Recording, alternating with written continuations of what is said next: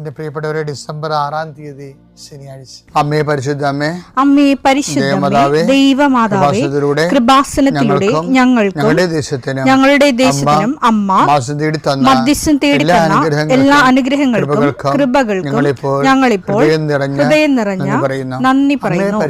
അമ്മേ പരിശുദ്ധമ്മേ ദൈവമാതാവേ, 2004 ഡിസംബർ 7-ാം തീയതി ഉച്ചകഴിഞ്ഞ് 2:30 കൃപാസനത്തിൽ സംഭവിച്ച അമ്മയുടെ പ്രത്യക്ഷപ്പെടലിനെ കുറിച്ച് തിരുസഭയ്ക്ക് സമർപ്പിച്ചിരിക്കുന്ന പഠനരേഖകളുടെ മേൽ സഭാത്മകമായ പഠനം ആരംഭിക്കുവാൻ ഞങ്ങൾ പ്രാർത്ഥിക്കുന്നു.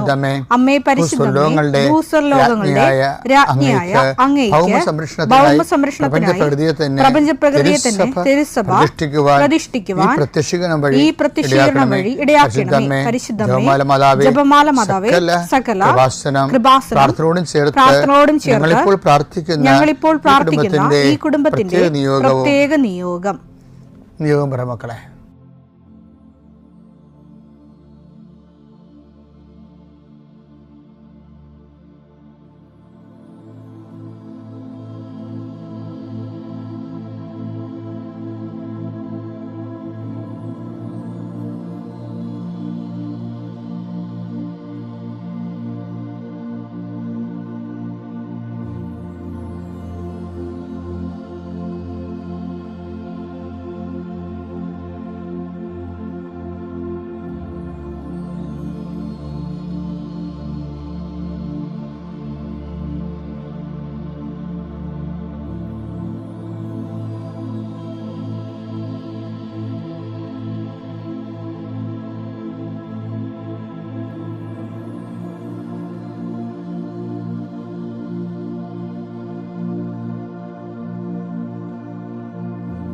അമ്മയുടെ പ്രത്യക്ഷീകരണത്തിന്റെ ഈ അനുഗ്രഹവേളയിൽ ഞങ്ങൾക്ക് സാധിച്ചു തരുവാൻ കനിയണമേ.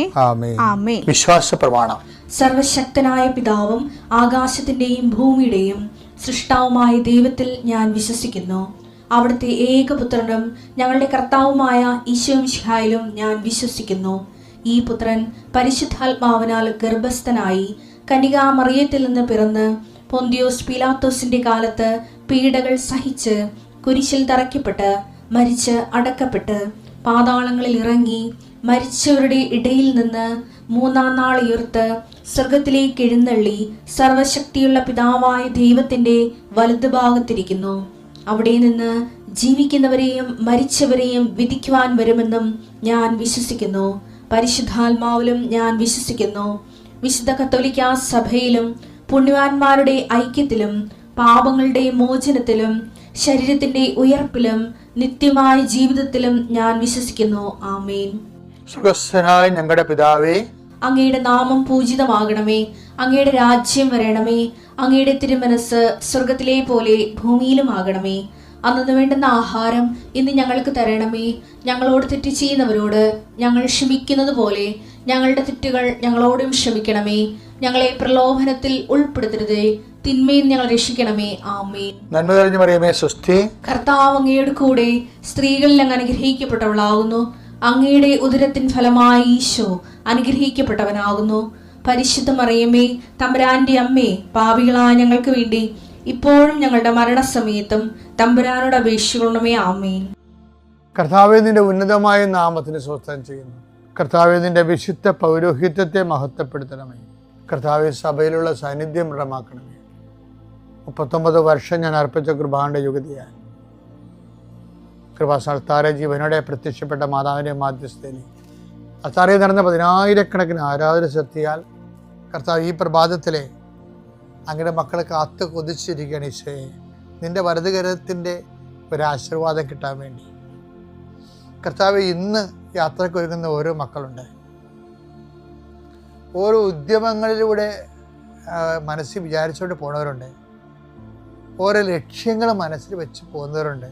കർത്താവേ, നിന്റെ തിരുമുറുവാർന്ന് ആണിപ്പെടുതാന്ന് വലതുകരം മക്കളുടെ ശിരസ് വെക്കണമേ. അവർ പോകുന്നിടത്തേക്കല്ല, നീ പോകുന്നിടത്തേക്കെല്ലാം ഞാൻ നിന്റെ കൂടെ വരുമെന്ന് കർത്താവ് അങ്ങ് പറഞ്ഞിട്ടുണ്ടല്ലോ. ഈശോയെ, അങ്ങയുടെ സഞ്ചാര സാന്നിധ്യം അങ്ങയുടെ മക്കളുടെ കൂടെ ഉണ്ടായിരിക്കണമെന്ന് പ്രാർത്ഥിക്കുന്നു. കർത്താവ്, നിന്റെ ഉന്നതമായ നാമത്തിന് സ്തോത്രം ചെയ്യുന്നു. മക്കളില്ലാത്തവരെ ഓർത്ത് പ്രാർത്ഥിക്കുന്നു ഈശോയെ. ആശുപത്രി കിടക്കുന്നവരെ ഓർത്ത് പ്രാർത്ഥിക്കുന്നു. ഓരോ ബിസിനസ് ചെയ്തിട്ട് തകർന്നു പോകുന്നവരെ കർത്താവ് ഇന്നെങ്കിലും 10 പൈസ കിട്ടുക ഈശോയെ. കച്ചവടം ചെയ്തിട്ട് നിവൃത്തിയില്ലാതിരിക്കുന്നവരുണ്ട്. കന്യൻ്റെ കയ്യിൽ പൈസ അകപ്പെട്ടു പോയവരുണ്ട്. അത് തിരക്കി പോകുന്നവരും ചോദിക്കാൻ പോകുന്നവരുണ്ട്. അപ്പം അവരെല്ലാം അവരുടെ ഉദ്യമങ്ങളെല്ലാം കർത്താവ് കൊച്ചു തോബിയാസിനെ നീ വിട്ടില്ലേ കടങ്ങൾ തിരിച്ചു കിട്ടും മേടിക്കാൻ വേണ്ടി. അതുപോലെ അന്ന് റാഫേൽ മാലാഖനൊക്കെ നീ കൂടെ വിട്ടില്ലേ ഞങ്ങൾക്ക് നഷ്ടപ്പെട്ടത് തിരിച്ചു വിട്ടാൻ മേടിക്കാൻ വേണ്ടി വിടുന്നവരുടെ കൂടെ പരിശുദ്ധമേ നീ കൂടെ വിടണമെന്ന് പ്രാർത്ഥിക്കുന്നു ഈശോ. കർത്താവേ, ഉദ്യോഗത്തിൻ്റെ കാര്യത്തിന് വേണ്ടി പോകുന്നവരുണ്ട്, പഠന കാര്യങ്ങൾക്ക് വേണ്ടി പോകുന്നവരുണ്ട്, ജീവിത വ്യാപാരങ്ങൾക്ക് സാമ്പത്തിക കാര്യങ്ങൾക്ക് വേണ്ടി പോകുന്നവരുണ്ട്, ജോലി സംബന്ധമായ കാര്യങ്ങൾക്ക് വേണ്ടി പോകുന്നത് അവരുടെ എല്ലാം കർത്താവിൻ്റെ തിരുസേന സമർപ്പിക്കുന്നു. ടെസ്റ്റ്, ഇൻ്റർവ്യൂ, പരീക്ഷ, അതുപോലെ ഏജൻസി, ക്രയവിക്രയങ്ങൾ, ജീവിതമാർഗങ്ങൾ, വിദൂരയാത്രകൾ, അങ്ങനെ ബന്ധുത്വം മുറക്ക് പോകുന്ന വിവാഹയാത്രകൾ, ഈശോയെ എവിടെയെല്ലാമൊക്കെ പോകുന്നു അവിടെയെല്ലാം അങ്ങയുടെ മക്കളുടെ കൂടെ നീ ഉണ്ടാകണമേ എന്ന് പ്രാർത്ഥിക്കുന്നു. ഇന്നത്തെ മുഴുവൻ യാത്രകളിൽ കർത്താവ് നിൻ്റെ കൂടെ ഉണ്ടാവുകയും മാതാവ് നിൻ്റെ വലതുകരം ഗ്രഹിക്കുകയും സഞ്ചാരി മാതാവ് രാത്രി നീ തിരികെ വരുമ്പോൾ നിന്നെ ആരോഗ്യത്തോടെയും സമാധാനത്തോടെയും സുരക്ഷിതമായി ദൈവം നിന്നെ തിരികെ എത്തിക്കുകയും ചെയ്യട്ടെ. നിത്യം പിതാവും പുത്രനും പരിശുദ്ധാത്മാവും സുരക്ഷിതം നീക്കുവാമേ. എൻ്റെ പേരുടെ ഈശോ കൈകാര്യം ചെയ്ത സബ്ജക്റ്റാണ് കളകൾ. മത്തായിയുടെ സുവിശേഷം 13:27 എടുത്തേ. വേലക്കാർ ചെന്ന് വീട്ടുടമസ്ഥനോട് ചോദിച്ചു യജമാനനെ നീ വയലിൽ നല്ല വിത്തല്ലേ വിതച്ചത്, പിന്നെ കളകളുണ്ടായത് എവിടെ നിന്ന്? അവൻ പറഞ്ഞു ശത്രുവാണ് ഇത് ചെയ്തത്.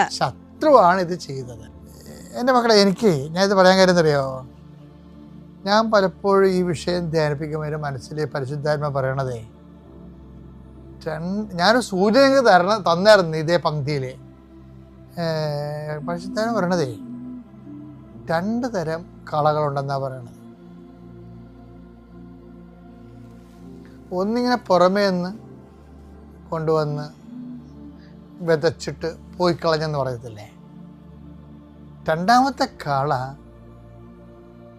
ആ മണ്ണിൽ തന്നെ തന്നെത്താൻ കിളുത്തു വരുന്ന സംഭവമുണ്ട്. നമുക്കറിയാമല്ല, എത്ര ഉണങ്ങി ഇപ്പോൾ ജനുവരി, ഫെബ്രുവരി, മാർച്ച് മാസങ്ങളൊക്കെ വളരെ ഉണങ്ങി കിടക്കണ പറമ്പാണെങ്കിലും മഴ വന്നു കഴിയുമ്പോൾ 100,000 ചെടികൾ മുളച്ചവനെ കാണാം. വേര് പൊട്ടിയൊക്കെ മുളച്ചും അതിൻ്റെ തരി വീണ് അരി വീണൊക്കെ മുളക്കും. അപ്പം ഈ അകത്തുനിന്ന് മുളച്ചു വരും, ആ മണ്ണിൽ തന്നെ ആരും കൊണ്ടൊന്നും വാകാതെ തന്നെത്താൻ മുളച്ചു വരുന്ന. പണ്ടേ അവിടെ കിടന്നിരുന്നതാണ്. അനുകൂലമായ സാഹചര്യം വന്നപ്പോൾ ആ കള അകത്തുനിന്ന് ആരും കൊണ്ടൊന്നും പാകാതെ അകത്തുനിന്ന് മുളച്ചു വരും. ഈ അകത്തുനിന്ന് മുളച്ചു വന്നാലും പുറത്തുനിന്ന് കൊണ്ടുവന്ന് പാകി പിടിപ്പിച്ചാലും വിള നശിപ്പിച്ച് കളയും. അത് കളയുടെ ഒരു പ്രധാനപ്പെട്ട വിഷയം. ഞാനിപ്പോൾ നിങ്ങളോട് പറയാൻ പോണ ഈ അകത്തുനിന്ന് വരുന്ന കളകളാണ് നമ്മൾ ഏറ്റവും കൂടുതൽ ശ്രദ്ധിക്കേണ്ടത്. ഇപ്പം ഞാനത് കാര്യം പറയട്ടെ, നിങ്ങൾക്കിപ്പോൾ ഒരു അനുഗ്രഹം കിട്ടി വിചാരിച്ചു. ഞാനീ പറയണത് സാക്ഷ്യം പറയാൻ ഒരിക്കലും വൈകരുത്. എന്താ കാര്യത്തിൽ കളകൾ വളരും അകത്തുനിന്ന്. ഇപ്പം കഴിഞ്ഞ ദിവസങ്ങളിലേ 7 വർഷമായിട്ട് അവർക്ക് മക്കളില്ല, മക്കളെ കിട്ടത്തില്ല എന്ന് ഡോക്ടേഴ്സും പറഞ്ഞു. മരുന്ന് കഴിക്കണില്ലേ. പക്ഷെ അവർ ഉടമ്പടി എടുത്തു കഴിഞ്ഞപ്പോൾ അവർക്ക് ഒറ്റ പ്രസവത്തിൽ 1 മാസം തന്നെ കഴിഞ്ഞപ്പോൾ തന്നെ പ്രഗ്നൻ്റായി. അവർക്ക് ഒറ്റ പ്രസവത്തിൽ 3 കുഞ്ഞുങ്ങളെ കിട്ടി. അവരിപ്പോൾ ഒന്ന് സാക്ഷ്യം പറഞ്ഞില്ലെങ്കിൽ എന്ത് പറ്റും? കുറച്ച് കഴിയുമ്പോൾ കളകൾ പണ്ടിതുപോലെ ഈ നമ്മുടെ ഇടത്തുവായി നിന്ന് ഞാൻ ഒരു കുഞ്ഞുങ്ങളെ എടുത്തു തുടങ്ങിക്കാൻ വന്നായിരുന്നു ഇവിടെ. അപ്പോൾ അവർക്ക് 14 കൊല്ലമായിട്ട് മക്കളില്ലായിരുന്നു. ഉടമ്പടി എടുത്തപ്പോൾ അവർക്ക് 3 കുഞ്ഞുങ്ങളെ കിട്ടി. അപ്പം ഞാൻ അവർ എടുത്തു തുടങ്ങിക്കാൻ വന്ന കുഞ്ഞിനങ്ങളാണ്. അപ്പം ഞാൻ ഇതുവരെ സാക്ഷ്യം പറഞ്ഞില്ലേ? പറഞ്ഞത് ഞങ്ങൾ വരുവച്ചാന്ന് പറയും, ഇതുവരെ കണ്ടിട്ടില്ല. അതെന്താ സംഭവം? അപ്പം അങ്ങനെ വരുമ്പോൾ എന്ന് വെച്ചാൽ അത് ദൈവത്തിനുള്ളതല്ല, അത് ദൈവത്തിന് കൊടുത്തില്ല. അപ്പം എന്താ വിഷയം എന്ന് വെച്ച് കഴിഞ്ഞാൽ,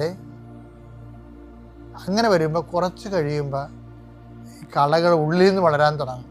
എന്താണ്? അല്ലെങ്കിലും എനിക്ക് PSC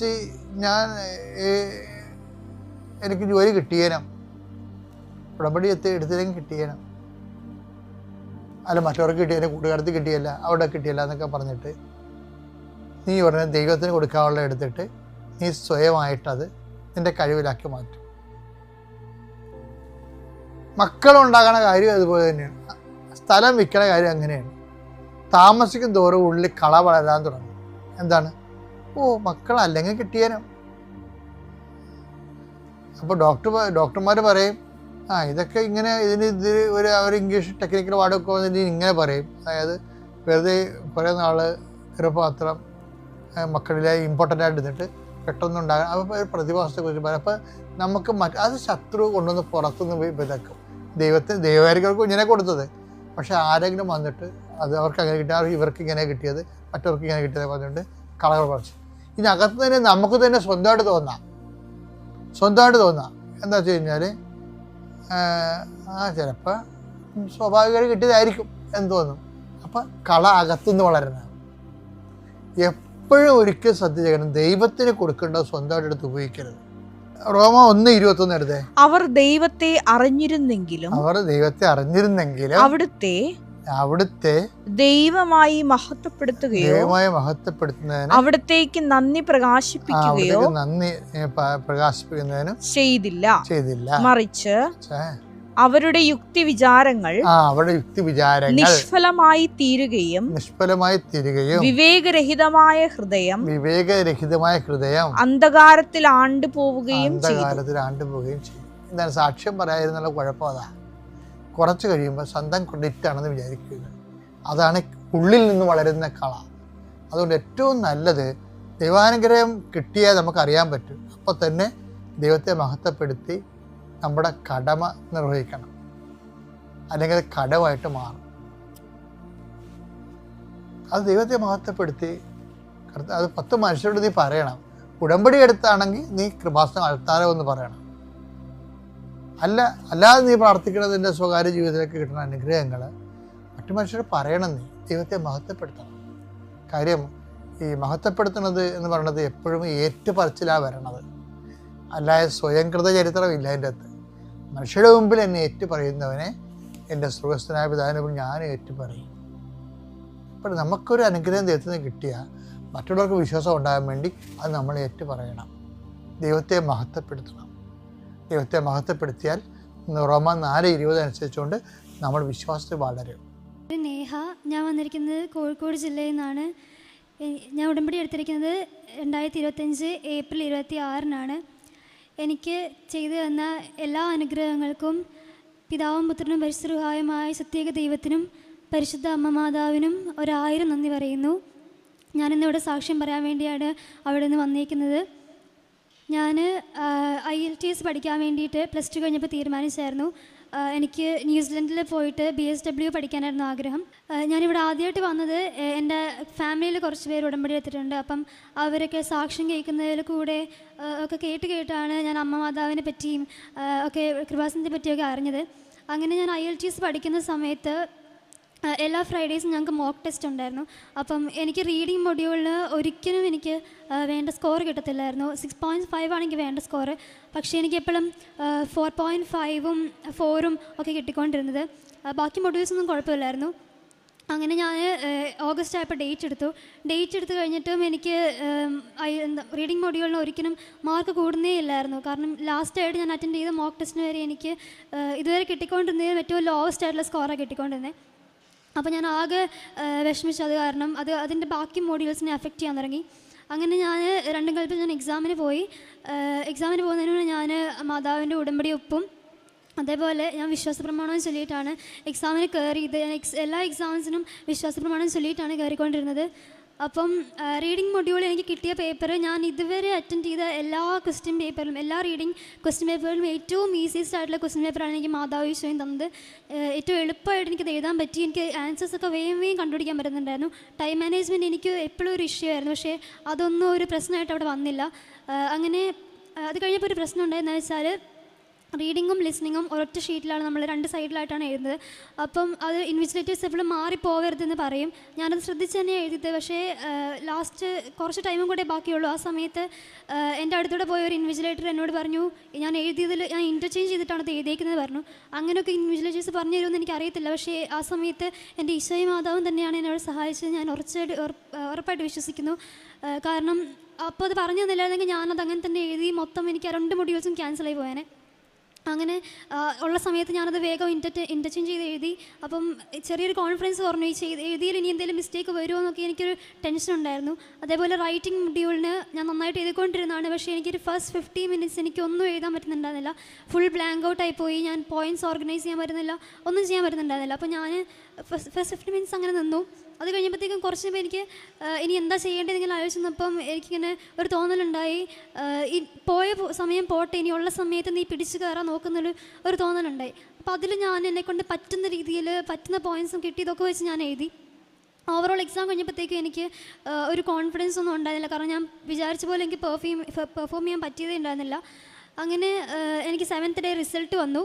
ഞാൻ 7.5 എന്നൊരു സ്കോർ എനിക്ക് കിട്ടിയാൽ കൊള്ളാമെന്നിങ്ങനെ ഞാൻ വിചാരിച്ചായിരുന്നു. എൻ്റെ മമ്മി അതേ സ്കോർ ഇങ്ങനെ മനസ്സിൽ വിചാരിച്ചായിരുന്നു. അങ്ങനെ റിസൾട്ട് വന്ന ദിവസം എനിക്ക് ഒരിക്കലും കിട്ടാതിരുന്ന 4 കിട്ടിക്കൊണ്ടിരുന്ന 6.5 കണ്ടിട്ട് 4 കിട്ടിക്കൊണ്ടിരുന്ന റീഡിംഗ് മൊഡ്യൂളിൽ എനിക്ക് മാതാവ് ഈശോയും 8 സ്കോർ തന്നെ മാതാവ് അനുഗ്രഹിച്ചു. അതേപോലെ എനിക്ക് ഓവറോൾ 7.5 സ്കോറുമാണ് തന്നേക്കുന്നത്. അതിന് ഈശോയ്ക്ക് മാതാവിന് ഞാൻ നന്ദി പറയുന്നു. അതിനുശേഷം എൻ്റെ വിസ പ്രോസസ്സിങ് കാര്യങ്ങളൊക്കെ തുടങ്ങി. ഓവറോൾ എൻ്റെ പ്രോസസ്സിങ്ങൊക്കെ ഭയങ്കര ഡിലേ ആയിരുന്നു. എനിക്ക് അഡ്മിഷൻ കിട്ടാനും ഓഫർ ലെറ്റർ വരാനും ലോൺ എടുക്കാനൊക്കെ ഒരുപാട് ഡിലേ ആയിരുന്നു. എൻ്റെ കോഴ്സ് February 3 തുടങ്ങായിരുന്നത്. ഞാൻ January 2 ഞാൻ വിസയ്ക്ക് അപ്ലൈ ചെയ്യുന്നത്. ഓൾറെഡി ലേറ്റ് ആയിരുന്നു. അപ്പം ആ സമയം ഫെബ്രുവരിയിൽ അപ്രൂവ് ആയിട്ട് കിട്ടിയില്ലെങ്കിൽ പോലും ജൂലൈയിലുള്ള ഇൻടേക്കിൽ പോകാമെന്ന് വിചാരിച്ചാണ് ഞങ്ങളിരുന്നത്. പക്ഷേ എൻ്റെ February 3 ക്ലാസ് കഴിയുന്ന ഡേറ്റും കഴിഞ്ഞു. മാർച്ചായിട്ട് എനിക്ക് വിസ വന്നിട്ടില്ല, ഒരു അപ്ഡേറ്റും എനിക്ക് വരുന്നില്ല. കൂടാതെ ഏജൻസിയിൽ നിന്ന് എൻ്റെ ആപ്ലിക്കേഷൻ ഇത്തിരി കോംപ്ലിക്കേറ്റഡ് ആണ്, അതുകൊണ്ട് എനിക്ക് ഇൻ്റർവ്യൂ വരാൻ ചാൻസ് ഉണ്ടെന്ന് അവർ പറഞ്ഞത്. അപ്പോൾ ഇൻ്റർവ്യൂവിന് വേണ്ടി ഞാൻ പ്രിപ്പയർ ചെയ്യുന്നുണ്ടായിരുന്നു, വിസ ഇൻ്റർവ്യൂവിന് വേണ്ടിയിട്ട്. അങ്ങനെ മാർച്ച് ആയപ്പം നോമ്പിൻ്റെ സമയത്ത് ഞാനും എൻ്റെ ആൻറ്റിയും കൂടെ ഒരു 10 ദിവസത്തേക്ക് ഉപവാസം എടുത്ത് പ്രാർത്ഥിച്ചായിരുന്നു. അപ്പോൾ ആൻറ്റി പറഞ്ഞു, 10ാം ദിവസം കഴിയുന്നതിന് എനിക്ക് എന്തായാലും ഒരു റിപ്ലൈ മാതാവ് തരുമെന്ന് ആൻറ്റി ഇങ്ങനെ പറഞ്ഞായിരുന്നു. അങ്ങനെ മാർച്ച് 18-ാം തീയതിയുള്ള ഉടമ്പടി ധ്യാനത്തിൽ ഞാൻ പ്രാർത്ഥിച്ചു. കാരണം അത്രയും നാൾ വെയിറ്റ് ചെയ്തിട്ട് എനിക്ക് ഭയങ്കര ബുദ്ധിമുട്ടായിരുന്നു. എല്ലാവരും ചോദിക്കാനൊക്കെ തുടങ്ങി. അങ്ങനെ അന്ന് ഒരുപാട് ഞാൻ മാതാവിനോട് ഈശോയോടും കരഞ്ഞ് പ്രാർത്ഥിച്ചു. പിറ്റേ ദിവസം രാവിലെ 10 മണിയായപ്പം എനിക്ക് ഏജൻസിയിൽ നിന്ന് കോൾ വന്നു. എൻ്റെ കണ്ടീഷണൽ വിസ എനിക്ക് അപ്രൂവ്ഡ് ആയിട്ടെന്ന് പറഞ്ഞ് കോൾ വന്നു. അപ്പം ആക്ച്വലി ഞാൻ ഒരുപാട് ഹാപ്പി ആയിരുന്നു. പക്ഷേ അതിന് 2 കണ്ടീഷൻസാണ് അവർ പറഞ്ഞത്. പുതിയ ഓഫർ ലെറ്റർ സബ്മിറ്റ് ചെയ്യാനും അതേപോലെ ഫസ്റ്റ് ഇയറിൻ്റെ ഫീസ് പേ ചെയ്തതിൻ്റെ ഡീറ്റെയിൽസും കാണിക്കാനാണ് പറഞ്ഞത്. അപ്പോൾ പുതിയ ഓഫർ ലെറ്ററിന് വേണ്ടി അപ്ലൈ ചെയ്തപ്പോഴാണ്, അത് കോളേജിൽ നിന്ന് വന്നപ്പോഴാണ് ഞങ്ങൾ അറിയുന്നത്, ഇനി എനിക്ക് ഈ വർഷം 2025 എനിക്ക് വേറൊരു ഇൻടേക്ക് ഇല്ല. ഒറ്റ ഇൻടേക്ക് എൻ്റെ BSW എന്ന കോഴ്സിന് ആ യൂണിവേഴ്സിറ്റിയിലുള്ളൂ. അപ്പോൾ ഇനി എനിക്ക് നെക്സ്റ്റ് 2026 ഫെബ്രുവരി വെയിറ്റ് ചെയ്യണം.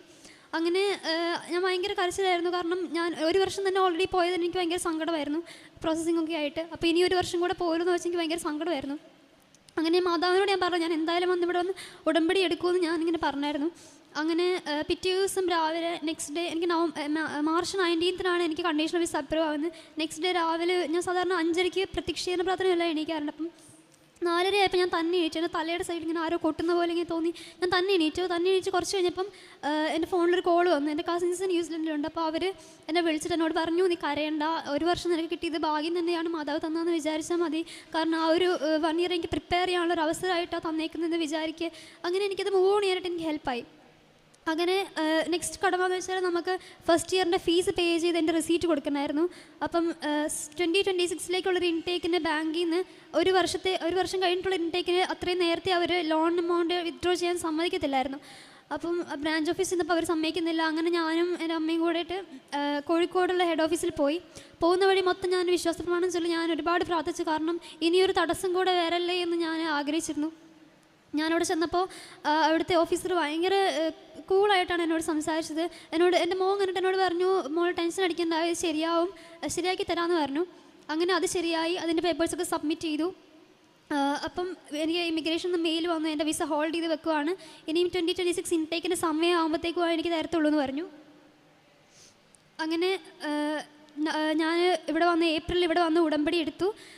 ഉടമ്പടി എടുക്കുമ്പോൾ എനിക്ക് ഇത്തിരി കൺസേൺസ് ഒക്കെ ഉണ്ടെന്ന്, എന്നാലും എന്നെ മാതാവ് ഇവിടെ വന്ന് ഉടമ്പടി എടുപ്പിച്ചു. അങ്ങനെ ഓഗസ്റ്റ് 29 ഞാൻ പുതുക്കാൻ വേണ്ടിയിട്ട് ഇവിടെ വന്നു. അപ്പം എൻ്റെ ഇനിയൊരു അപ്ഡേറ്റ് എൻ്റെ വിസേനെ പറ്റിയിട്ട് ഒരു നവംബർ അല്ലെങ്കിൽ പോകാനുള്ള സമയമാകുമ്പോഴത്തേക്ക് വരുമെന്നാണ് ഞങ്ങളെല്ലാവരും വിചാരിച്ചിരുന്നത്. പക്ഷേ ഇവിടെ ഓഗസ്റ്റ് 29 വന്ന അന്ന് രാവിലെ 6:45 തന്നെ എൻ്റെ എനിക്ക് മെയിൽ വന്നു. എൻ്റെ കണ്ടീഷണൽ വിസ, അടുത്ത ലിവിങ് എക്സ്പെൻസ് ഒക്കെ ട്രാൻസ്ഫർ ചെയ്യാനുള്ള അടുത്ത കണ്ടീഷണൽ വിസ വന്നിട്ടുണ്ടെന്ന് പറഞ്ഞിട്ട് എനിക്ക് മെയിൽ വന്നു. അപ്പോൾ അന്ന് എനിക്ക് ഭയങ്കര സന്തോഷമായിരുന്നു. കാരണം എനിക്ക് മാതാവ് ഈശോ എൻ്റെ കൂടെ ഉള്ളതുപോലെ എനിക്ക് തോന്നി, അവരുടെ ഒരു പ്രൊട്ടക്ഷൻ ഉള്ള പോലെ എനിക്ക് തോന്നി. ഞാൻ ഒരുപാട് ഹാപ്പി ആയിട്ടാണ് ഇവിടുന്ന് ഉടമ്പടി പുതുക്കി പോയത്. അങ്ങനെ നവംബർ 9 ശേഷം അവരെല്ലാം അപ്ലോഡ് ചെയ്യണമെന്ന് പറഞ്ഞു. ലിവിങ് എക്സ്പെൻസിൻ്റെയൊക്കെ ഡോക്യുമെൻറ്റ്സ് അപ്ലോഡ് ചെയ്യണമെന്ന് പറഞ്ഞു.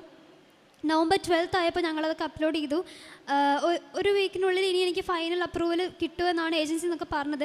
അപ്പോൾ ഞാൻ മാതാവിനോട് പറഞ്ഞായിരുന്നു, ഇനി എനിക്കൊരു ഡിലേ തരരുത്, കാരണം ഞാൻ ഇപ്പോൾ 1.5 വർഷമായിട്ട് ഞാൻ വെയിറ്റ് ചെയ്യുകയാണ്, ഇനി എനിക്കൊരു ഡിലേ തരരുത് ഞാൻ പറഞ്ഞായിരുന്നു. എനിക്ക് ഈ ഒരാഴ്ചയ്ക്കുള്ളിൽ തന്നെ എന്തായാലും തരണം ഞാൻ പറഞ്ഞായിരുന്നു. അങ്ങനെ എനിക്ക് അറിയാവുന്ന ഒരു അച്ഛനെ കണ്ടപ്പോൾ ഞാൻ അച്ഛനോട് പറഞ്ഞു, അച്ഛാ എൻ്റെ ഫൈനൽ സ്റ്റേജസിൽ കൂടെയാണ് ഞാൻ പോകുന്നത് ഇപ്പോൾ വിസ പ്രോസസ്സിംഗ് ഒക്കെ, അപ്പോൾ അച്ഛൻ പ്രാർത്ഥിക്കണം എന്ന് ഞാൻ പറഞ്ഞത്. അപ്പോൾ അച്ഛൻ പറഞ്ഞു, ഞാൻ കുർബാനയിൽ ഓർക്കാൻ മോളെന്ന് പറഞ്ഞു. അങ്ങനെ നെക്സ്റ്റ് ഡേ സൺഡേ അച്ഛൻ കുർബാനയിൽ ഓർത്തു. ഞാൻ ഏറ്റവും ഭക്തിയോടെ ഞാൻ ആ കുർബാന സ്വീകരിച്ചു. അങ്ങനെ നെക്സ്റ്റ് ഡേ രാവിലെ ആയപ്പം ഒരു തോന്നൽ തോന്നി, ഏജൻസിയിൽ ഒന്ന് വിളിച്ച് അപ്ഡേറ്റ്സ് എന്തെങ്കിലും ഉണ്ടോ എന്ന് ചോദിക്കാൻ പറഞ്ഞു. ഒരാഴ്ച ആവുന്നൊരു സമയമാണ്. അപ്പം ഞാൻ ചോദിച്ചു. അവരെന്നോട് പറഞ്ഞു 2 മണിയാകുമ്പോൾ ഒന്ന് വിളിക്കാൻ പറഞ്ഞു. അങ്ങനെ ഞാൻ 2 മണിയായപ്പോൾ വിളിച്ചപ്പം എന്നോട് പറഞ്ഞു, എൻ്റെ വിസ ഫുള്ളി അപ്രൂവ്ഡ് ആയിട്ടുണ്ട്. അത് സംഭവിച്ചത് നവംബർ 17 അങ്ങനെ നെക്സ്റ്റ് ഡേ എനിക്ക് അവർ ഡോക്യുമെൻ്റ് അയച്ചു തന്നു. അന്ന് ഉടമ്പടി ധ്യാനം കൂടി കഴിഞ്ഞിട്ട് ഞാൻ ആ ഡോക്യുമെൻ്റ് തുറന്നു. എനിക്ക് എൻ്റെ മെയിലായിട്ട് എൻ്റെ കയ്യിൽ കിട്ടി. ഇനി എനിക്ക് എൻ്റെ കാര്യങ്ങളെല്ലാം സംഭവിച്ചത് ഒരു 9th എന്നൊരു നമ്പറിലാണ്. കാരണം ഞാനിവിടെ വന്നത് ഓഗസ്റ്റ് 29 ഉടമ്പടി പുതുക്കാൻ വന്നു. ഫെബ്രുവരി 9 എൻ്റെ 2026 ക്ലാസ് തുടങ്ങുന്നത്. അതേപോലെ എനിക്ക് വിസയുടെ ഡോക്യുമെൻറ്റ്സ് ഒക്കെ സബ്മിറ്റ് ചെയ്യാനുള്ള ഡേറ്റ് നവംബർ 9 ആയിരുന്നു. അതേപോലെ ഞാനിപ്പം ടിക്കറ്റ് എടുത്തേക്കുന്നതും ഡിസംബർ 29 വേണ്ടിയിട്ടാണ്. ഞാൻ ഡിസംബർ 29 ന്യൂസിലൻഡിന് പോവുകയാണ്. എനിക്ക് ആ ടിക്കറ്റ് എടുക്കുന്നതിലും ഞാൻ മാതാവിനോട് പറഞ്ഞത്, മാതാവ് എന്തായാലും ഇടപെടണം, കാരണം എൻ്റെ കാര്യങ്ങൾക്ക് വേണ്ടി ഒരുപാട് പൈസ ചിലവായിട്ടുണ്ട്. അപ്പോൾ ഇനി ഒരു പൈസ ഇത്രയും എമൗണ്ട് ചിലവാക്കിപ്പിക്കരുതേ, മാതാവ് തന്നെ ടിക്കറ്റ് എടുത്തിരുന്നു ഞാൻ പറഞ്ഞായിരുന്നു. അങ്ങനെ എനിക്ക് മാതാവ് നല്ലൊരു റേറ്റിൽ തന്നെ ഡിസംബർ 29 മാതാവ് ടിക്കറ്റ് എടുത്ത് തന്നു. അങ്ങനെയാണ് ഞാൻ വിശ്വസിക്കുന്നത്. അങ്ങനെ എനിക്ക് തന്ന എല്ലാ അനുഗ്രഹങ്ങൾക്കും ഞാൻ എൻ്റെ ഈശോയ്ക്ക് മാതാവിന് നന്ദി പറയുന്നു. കാരുണ്യ പ്രവൃത്തിയായിട്ട് ഞാൻ ചെയ്യുന്നത്, ഞാൻ പാലിയേറ്റീവ് കെയറിൽ പോകുമായിരുന്നു, ഹോം കെയറിന് പോകുമായിരുന്നു. അപ്പം അവിടെ ചെല്ലുന്ന വീട്ടുകളിലൊക്കെ ഞാൻ പ്രായമായവരൊക്കെ കാണുമ്പോൾ ഞാൻ അവർക്ക് വേണ്ടിയിട്ടൊരു നന്മ നിറഞ്ഞ് പറയുമ്പോൾ ചൊല്ലിയിട്ട് ഞാൻ ഇറങ്ങാറുള്ളൂ. അതേപോലെ പ്രേക്ഷിത പ്രവർത്തനം ആദ്യം ചെയ്യാൻ എനിക്ക് നല്ല മടിയായിരുന്നു. അപ്പോൾ ഞാൻ ഉടമ്പടി പുതുക്കിയപ്പോൾ ഞാൻ അതൊരു നിയോഗമായിട്ട് വെച്ചു. അങ്ങനെ അത് പിന്നെ എനിക്ക് അത്തവണ നല്ലപോലെ ചെയ്യാൻ പറ്റി പ്രേക്ഷിത പ്രവർത്തനമൊക്കെ. പിന്നീട് ഞാൻ എൻ്റെ ഫ്രണ്ട്സിനൊക്കെ ഞാൻ ഉടമ്പടിനെ പറ്റി ഒക്കെ പറഞ്ഞ് ഷെയർ ചെയ്ത് കൊടുക്കും. ഞാൻ നിത്യജീവനെ പറ്റി എറ്റേണിറ്റിനെ പറ്റി ഞാൻ അത്യാവശ്യം കൺസേൺഡ് ആവാൻ, അതിനെപ്പറ്റി അവെയർ ആവാൻ തുടങ്ങിയത് ഞാൻ ഉടമ്പടി എടുത്തത് തന്നെയാണ്. പ്രാർത്ഥിക്കാനൊക്കെ തുടങ്ങിയത് തന്നെയാണ്. അതുവരെ ഞാൻ അതിനെപ്പറ്റി അത്ര ശ്രദ്ധിച്ചിരുന്ന ഒരാളേ അല്ല. അപ്പോൾ നമ്മൾ ക്രിസ്ത്യൻ ലൈഫ് നമ്മൾ എന്തിനു വേണ്ടിയിട്ടാണ് ജീവിക്കുന്നത്, അതിൻ്റെ ഒരു എയിം എന്താണെന്നൊക്കെ എനിക്ക് നല്ലപോലെ മനസ്സിലായി. ഒരു ആവറേജ് ക്രിസ്ത്യനായിട്ട് പള്ളിയിൽ പോയി സദാപോലെ പ്രാർത്ഥിക്കുന്നതൊക്കെ നടന്ന ഒരാളാണ് ഞാൻ. പക്ഷേ ഇപ്പം എൻ്റെ സ്പിരിച്വൽ ലൈഫ് ഒരുപാട് ഇമ്പ്രൂവ് ആയിട്ടുണ്ട്. ഈ ഒരു ജനറേഷനിൽ പെട്ട പിള്ളേർക്കൊക്കെ ഇതൊക്കെ സംഭവിക്കുന്നത് ഭയങ്കര ഇതായിട്ട് ഞാൻ കരുതുന്നത്. കാരണം അതിന് എന്നെ മാതാവ് ഈശോയും തിരഞ്ഞെടുത്തതിന് ഞാൻ ഒരുപാട് നന്ദി പറയുന്നു. എനിക്ക് തന്ന എല്ലാ അനുഗ്രഹങ്ങൾക്കും ഈശോയ്ക്കും മാതാവിനും ഒരുപാട് നന്ദി പറയുന്നു. ആത്മീയമായിട്ട് ഞാൻ പള്ളിയിൽ ദിവസം കുർബാനയൊക്കെ ഉണ്ടാവുമായിരുന്നു. പക്ഷേ ഞാനങ്ങനെ പോകാനൊന്നുണ്ടായിരുന്നില്ല. ഞായറാഴ്ച മാത്രം പോയിക്കൊണ്ടിരുന്ന ഒരാളാണ്. ഇപ്പോൾ ദിവസം കുർബാന വെച്ചാലും എനിക്ക് പോകാൻ ഇൻട്രസ്റ്റ് ആണ്. അതേപോലെ ജപമാല ഞാൻ അങ്ങനെ ചൊല്ലാറൊന്നും ഇല്ലായിരുന്നു, എനിക്കങ്ങനെ അറിയത്തില്ലായിരുന്നു. ജപമാല ചൊല്ലാൻ തുടങ്ങി. ജപമാല ചൊല്ലുമ്പോൾ ഓരോ രഹസ്യവും ഞാൻ ഓരോരുത്തർക്ക് വേണ്ടി സമർപ്പിച്ച് അങ്ങനെ മറ്റുള്ളവർക്ക് വേണ്ടി പ്രാർത്ഥിക്കാനുള്ളൊരു കൃപയെ എനിക്ക് ഈശോ തന്നു. ഞാൻ ഒരുപാട് നന്ദി പറയൂരിന്നാണ് വരുന്നത്. ഇതെൻ്റെ ഹസ്ബൻഡ് രോഹൻ, മകൾ ഋത്വി. ഞാൻ 2023 ആദ്യമായിട്ട് തീർത്ഥാടന ഉടമ്പടി എടുക്കുന്നത്. 2020 തൊട്ടേ ഞാൻ ഓൺലൈൻ ഉടമ്പടിയിൽ പ്രാർത്ഥന തന്നെയാണ്. ഇപ്പം ഇന്ന് വീണ്ടും ഉടമ്പടി പുതുക്കിയിട്ടുണ്ട്. ഇത് 2ാമത്തെ സാക്ഷ്യമാണ് എൻ്റെത്. ആദ്യമായിട്ട് എനിക്ക് പറയാനുള്ളത്, നിയോഗത്തിൽ വെച്ച ഒരു കാര്യമല്ല, കഴിഞ്ഞ ആഴ്ച ഞങ്ങളുടെ ജീവിതത്തിലുണ്ടായൊരു സാഹചര്യത്തെ പറ്റിയിട്ടാണ്. ഹസ്ബൻഡ് ഒരു എഞ്ചിനീയറാണ്, 5 വർഷമായിട്ട് ദുബായിൽ വർക്ക് ചെയ്യുകയാണ്. ആൾ അത്യാവശ്യം ലോയും കാര്യങ്ങളും എല്ലാം നോക്കി തന്നെ ജീവിക്കുന്ന ഒരാളായിരുന്നു. കഴിഞ്ഞ ആഴ്ച ആൾ നാട്ടിലോട്ട് വരുന്ന 2 ദിവസം മുമ്പിട്ട് ഒരു പോലീസ് കേസിൽ അകപ്പെടേണ്ട സാഹചര്യം ഉണ്ടായി. ഞാനൊരു ലോയറാണ്, എനിക്കറിയാം ഒരു കേസ് വന്നിട്ടുണ്ടെങ്കിൽ ഒരുപാട് ബുദ്ധിമുട്ടി മാത്രമേ നമുക്ക്, ഒരുപാട് ലാഗായിരിക്കും, പ്രത്യേകിച്ച് ദുബായ് പോലത്തെ ഒരു കൺട്രിയിലൊക്കെ എന്ന് പറയുന്നത് ഒരുപാട് ലാഗായിരിക്കും. ഹിയറിംഗ് ഡേറ്റ് കിട്ടാനായാലും, ഓരോ ഹിയറിംഗ് ഡേറ്റ് കിട്ടാനായാലും, ഓരോ സബ്മിഷൻസ്, ഓരോ ആപ്ലിക്കേഷൻ നമ്മൾ സബ്മിറ്റ് ചെയ്യുമ്പോൾ ഒരുപാട് ലേറ്റ് ആയിട്ടാണ് എല്ലാത്തിനും ഡേറ്റും കാര്യങ്ങളും എല്ലാം വരുന്നത്. അതും ഇത് നടക്കുന്നതിന് ഒരാഴ്ചയ്ക്ക് ശേഷം, ഒരാഴ്ച കഴിഞ്ഞിട്ട് ദുബായിൽ നാഷണൽ ഹോളിഡേയ്സ് ആയിരുന്നു. അപ്പോൾ എനിക്ക് ഉറപ്പായിരുന്നു ഒരാഴ്ച കൊണ്ട് ദൈവമേ എങ്ങനെ സംഭവിക്കുന്നത്, എങ്ങനെ എല്ലാം ശരിയാവുന്നൊന്നും എനിക്ക് അറിയത്തില്ലായിരുന്നു. അയാളൊരു ആൽക്കഹോൾ യൂസ് ചെയ്യുന്ന ഒരാളൊന്നും അല്ല, പക്ഷേ അന്ന് ഫ്രണ്ട്സിൻ്റെ കൂടെ കൂടിയിട്ട് ജസ്റ്റ് ഒന്ന് ചെറുതായിട്ടൊന്ന് ഡ്രിങ്ക് ചെയ്തു. അപ്പോൾ ആ സമയത്താണ് പോലീസ് ഇങ്ങനെ പിടിക്കുന്നത്. കൂടെ ഉണ്ടായിരുന്ന 2 ഫ്രണ്ട്സിനെ അവരപ്പോൾ തന്നെ പറഞ്ഞു വിട്ടു. ആൾ ജസ്റ്റ് ഒന്ന് കമ്പനിക്ക് മാത്രം പോയതാണ്, പക്ഷേ ആളെ മാത്രം പിടിച്ചു. പിറ്റേന്നാണ് ഞാനത് അറിയുന്നത്. ആൾ എന്നെ പോലീസ് സ്റ്റേഷനിൽ വിളിച്ച് പറഞ്ഞു, ഞാനിങ്ങനൊരു കേസിലായിട്ടുണ്ട്, എന്താ ചെയ്യേണ്ടതെന്ന് അറിയില്ല എന്ന് പറഞ്ഞു. ഞാൻ നാട്ടിലാണ്, അവിടെ ആയിരുന്നെങ്കിൽ എനിക്ക് അറ്റ്ലീസ്റ്റ് എന്തെങ്കിലും എൻ്റെ ലോയേഴ്സായിട്ടൊക്കെ ഡിസ്കസ് ചെയ്ത് എനിക്ക് ചെയ്യാമായിരുന്നു. നാട്ടിലായതുകൊണ്ട് എനിക്ക് എന്താ ചെയ്യേണ്ടതെന്ന് അറിയില്ല. ഞാൻ അമ്മമാതനെ മുറുക്കി പിടിച്ചു, എനിക്കറിയില്ല എന്തായിരുന്നു എന്നുള്ളത്. ഞാൻ ഉടനെ ആൾ പറഞ്ഞു ഇങ്ങനെയാണ്, ഇന്ന് പോലീസ് സ്റ്റേഷനാണെന്ന് പറഞ്ഞു. അപ്പം ഞാൻ ആളുടെ കമ്പനിയുമായിട്ട് ബന്ധപ്പെട്ടിട്ട് ഞാൻ ആർക്കും ഒന്നും ചെയ്യാൻ പറ്റില്ല. കാര്യം സൺഡേ ആണ് ആളെ പിടിക്കുന്നത്. സൺഡേ നമുക്ക് ദുബായിൽ ഒന്നും വർക്കിംഗ് അല്ല. കോർട്ടായാലും പോലീസ് സ്റ്റേഷൻ ആയാലും ഒന്നും മൂവ് ചെയ്യത്തില്ല. ഒരു ആപ്ലിക്കേഷൻ നമ്മൾ സബ്മിറ്റ് ചെയ്താൽ ഒന്നും മൂവ് ആവത്തില്ലായിരുന്നു. ആ സമയത്ത് സൺഡേ ആൾ ഫുൾ അന്ന് പോലീസ് സ്റ്റേഷനിൽ തന്നെ ഇരുന്നു. പിറ്റേന്ന് തിങ്കളാഴ്ചയായി, കേസ് രജിസ്റ്റർ ആവുന്നില്ല. അപ്പോഴും ഞാൻ പ്രാർത്ഥിച്ചു, അത് കേസ് രജിസ്റ്റർ ആവാതെ എങ്ങനെയെങ്കിലും ഒന്നാളെ വിടണമെന്ന് ഞാൻ പ്രാർത്ഥിച്ചു. പക്ഷേ എനിക്ക് കേസ് എന്തായാലും രജിസ്റ്റർ ചെയ്യുമെന്ന് എനിക്കറിയായിരുന്നു. തിങ്കളാഴ്ച അങ്ങനെ പോയി, ചൊവ്വാഴ്ച കേസ് രജിസ്റ്റർ ചെയ്തു. രജിസ്റ്റർ ചെയ്ത സമയത്ത് ആളുടെ കമ്പനിയിൽ നിന്ന് തന്നെ ബെയിൽ അപ്ലൈ ചെയ്തു. ബെയിലിന് അപ്ലൈ ചെയ്ത സമയത്ത് ഞാൻ നോക്കിയപ്പം ബെയിലിൻ്റെ ഡേറ്റ് നിൽക്കുന്നത് ഈ നാഷണൽ ഹോളിഡേയ്സിന് ശേഷമാണ്, December 3 കാണിച്ചിരുന്നത്. അപ്പോൾ ഞാൻ വിചാരിച്ചു ദൈവമേ ബെയിൽ പോലും മൂവ് ചെയ്യാൻ പറ്റുന്ന സാഹചര്യമാണല്ലോ, എന്താ ചെയ്യേണ്ടത്? കാര്യം നാട്ടിലേക്ക് വരാനിരിക്കുകയായിരുന്നു. ഞങ്ങൾ ഉടമ്പടി പുതുക്കാനും സാക്ഷ്യം പറയാനും മറ്റ് നിയോഗങ്ങളിൽ സാക്ഷ്യം പറയാനും ഒക്കെ ഇരിക്കുമായിരുന്നു. അപ്പോൾ ആൾ ഡേറ്റ് എല്ലാം ഫിക്സ് ചെയ്തിരുന്ന സമയത്താണ് ഇങ്ങനൊരു സാഹചര്യം ഉണ്ടായത്. അങ്ങനെ ബെയിലിൻ്റെ ഡേറ്റ് കിട്ടി. അപ്പം ഞാനും എൻ്റെ അമ്മയും ഇത് അറിഞ്ഞപ്പോൾ തൊട്ട് ഞങ്ങൾ മാതാവിനോട് പ്രാർത്ഥിക്കണം, മാതാവ് എങ്ങനെയെങ്കിലും ഒന്ന് രക്ഷിക്കണം. എനിക്കൊന്നും അറിയത്തില്ല, കാര്യം വിശ്വാസമുണ്ട്, എൻ്റെ അമ്മ മാതാവ് രക്ഷിക്കുന്ന എനിക്ക് 100% വിശ്വാസമുണ്ട്. പക്ഷേ എങ്ങനെയായിരിക്കും, ആരായിരിക്കും ചെല്ലുന്നത് ഒന്നും എനിക്കറിയത്തില്ല. അങ്ങനെ എൻ്റെ അമ്മ എൻ്റെ അടുത്ത് പറഞ്ഞു, തമ്പുരു നിനക്ക് മാതാവ് ബെയിലിൻ്റെ ഡേറ്റ് നീ നോക്കണ്ട, നിനക്ക് ചിലപ്പം ഹിയറിങ്ങിൻ്റെ ഡേറ്റും ജഡ്ജ്മെൻറ്റും പെട്ടെന്ന് തന്നെ കിട്ടുമെന്ന് എൻ്റെ അടുത്തൊരു വാക്ക് പറഞ്ഞു. പക്ഷെ ഞാനത് അമ്മ പറഞ്ഞപ്പോഴും ഞാൻ ഇത് വെറുതെ ആയിരിക്കും. കാര്യം എനിക്കറിയാം, ഒരു ലോയർ എന്ന നിലയിൽ എനിക്കറിയാം ഒരിക്കലും ഹിയറിംഗ് ഡേറ്റ് രജിസ്റ്റർ ചെയ്യുന്നതിൻ്റെ പിറ്റേന്ന് കിട്ടാൻ ചാൻസ് വളരെ കുറവാണ്, ഒരിക്കലും കിട്ടത്തില്ല. നമ്മൾ ഇന്ന് അപ്ലൈ ചെയ്ത് ചിലപ്പോൾ അടുത്ത ആഴ്ചയായിരിക്കും നമുക്ക് ഡേറ്റ് കിട്ടുന്നത്, അല്ലെങ്കിൽ അതിൻ്റെ അടുത്ത ആഴ്ച ആയിരിക്കും ഡേറ്റ് കിട്ടുന്നത്. ഇത് എന്നാണോ കേസ് രജിസ്റ്റർ ചെയ്യുന്നതിൻ്റെ തൊട്ടടുത്ത ദിവസം തന്നെ ഹിയറിംഗ് ഡേറ്റ് കിട്ടി. ആളിനെ വിളിച്ച് പോലീസ് സ്റ്റേഷനിൽ തന്നെ എനിക്ക് വിളിക്കാനൊരു സാഹചര്യം ഉണ്ടായിരുന്നു. ആളിനെ വിളിച്ച് പറഞ്ഞു നമ്മുടെ ഹിയറിംഗ് കഴിഞ്ഞെന്ന് പറഞ്ഞു. അപ്പോൾ ഞാൻ പറഞ്ഞു ഓക്കെ, നമുക്ക് ജഡ്ജ്മെൻറ്റ് വെയിറ്റ് ചെയ്യാമെന്ന് പറഞ്ഞു. പക്ഷേ അപ്പോഴും ഒരുപാട് തടസ്സങ്ങളായിരുന്നു, പേയ്മെൻറ്റ് അടയ്ക്കാൻ പറ്റുന്നില്ല. കാര്യം ചെറിയൊരു ഫൈൻ വന്നു.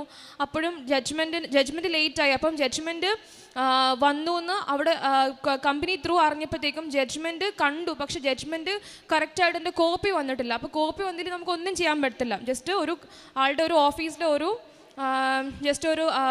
ആൾ വഴിയിട്ട് പോലീസ് അന്വേഷിപ്പം പറഞ്ഞതാണ്, ജസ്റ്റ് ഒരു ജഡ്ജ്മെൻറ്റ് എന്താണെന്ന് മാത്രമേ പറഞ്ഞുള്ളൂ. അതിൻ്റെ കോപ്പിയോ കാര്യങ്ങളൊന്നും നമുക്ക് കിട്ടിയില്ല. അപ്പോൾ കോപ്പി കിട്ടിയില്ല, നമുക്ക് പേയ്മെൻറ്റ് അടയ്ക്കാനോ കാര്യങ്ങളൊക്കെ ഭയങ്കരമായിട്ടും ബുദ്ധിമുട്ടായിരുന്നു.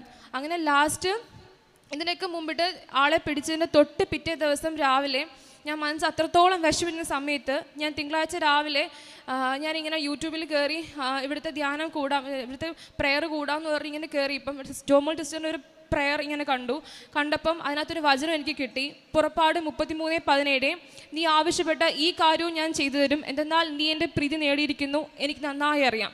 അപ്പം ഈ വചനം വെച്ചിട്ടാണ് ഞാൻ ഫുൾ പ്രാർത്ഥിച്ചുകൊണ്ടിരുന്നത്. ഫുൾ എഴുതി ഞാൻ 100 വട്ടം ഇതിനെ എഴുതിയൊക്കെ ചെയ്തു. ഞാൻ പ്രാർത്ഥിച്ചുകൊണ്ടിരുന്നു. ഞാൻ തേഴ്സ്ഡേ ആയപ്പം ഞാൻ ഈ വചനം വാട്സപ്പിൽ സ്റ്റാറ്റസ് ഇട്ടു, ഞാൻ എഴുതിയിട്ടു, ഈ സെയിം വചനം ഇട്ടു. ഞാൻ നോക്കി അപ്പം വെള്ളിയാഴ്ചയായി, ഇനി ഒരു ദിവസം കഴിഞ്ഞാൽ നാഷണൽ ഹോളിഡേ സ്റ്റാർട്ട് ചെയ്യാൻ പോവാണ്. ആൾക്ക് ഇറങ്ങാൻ പറ്റുമോ ഇല്ലെന്ന് ഒരു ഇതും ഇല്ല.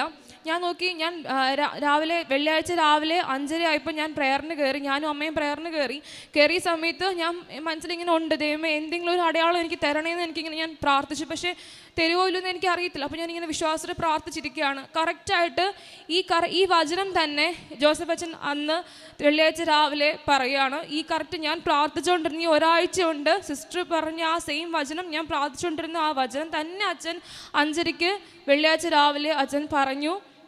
അപ്പോൾ എനിക്ക് ഉറപ്പായിരുന്നു ആൾ ഇന്ന് തന്നെ ഇറങ്ങുമെന്ന് എനിക്ക് ഉറപ്പായിരുന്നു.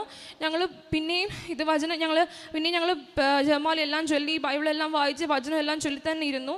വെള്ളിയാഴ്ച എങ്ങനെയാണെന്ന് എനിക്കറിയത്തില്ല, എന്തുവാണെന്ന് ജഡ്ജ്മെൻറ്റ് കിട്ടിയോ, പേയ്മെൻറ്റ് അടയ്ക്കാൻ പറ്റുമോ, പേയ്മെൻറ്റ് അടയ്ക്കാനൊക്കെ ഒരുപാട് തടസ്സങ്ങളുണ്ടായിരുന്നു. കാര്യം പേയ്മെൻറ്റ് വരുന്നില്ല, ഇതാണെന്നൊക്കെ ഒരുപാട് കാര്യങ്ങൾ, ഫുൾ നെഗറ്റീവ് മാത്രമായിരുന്നു.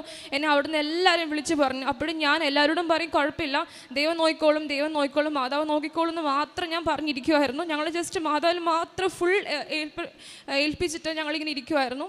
വെള്ളിയാഴ്ച എനിക്കറിയില്ല എങ്ങനെയാണ് സംഭവിച്ചതെന്ന്. ആൾ ഒരു 7:45 ഒക്കെ ആയപ്പോഴത്തേക്ക് മെസ്സേജ് അയച്ചു, ഇറങ്ങിയെന്ന് പറഞ്ഞയച്ചു.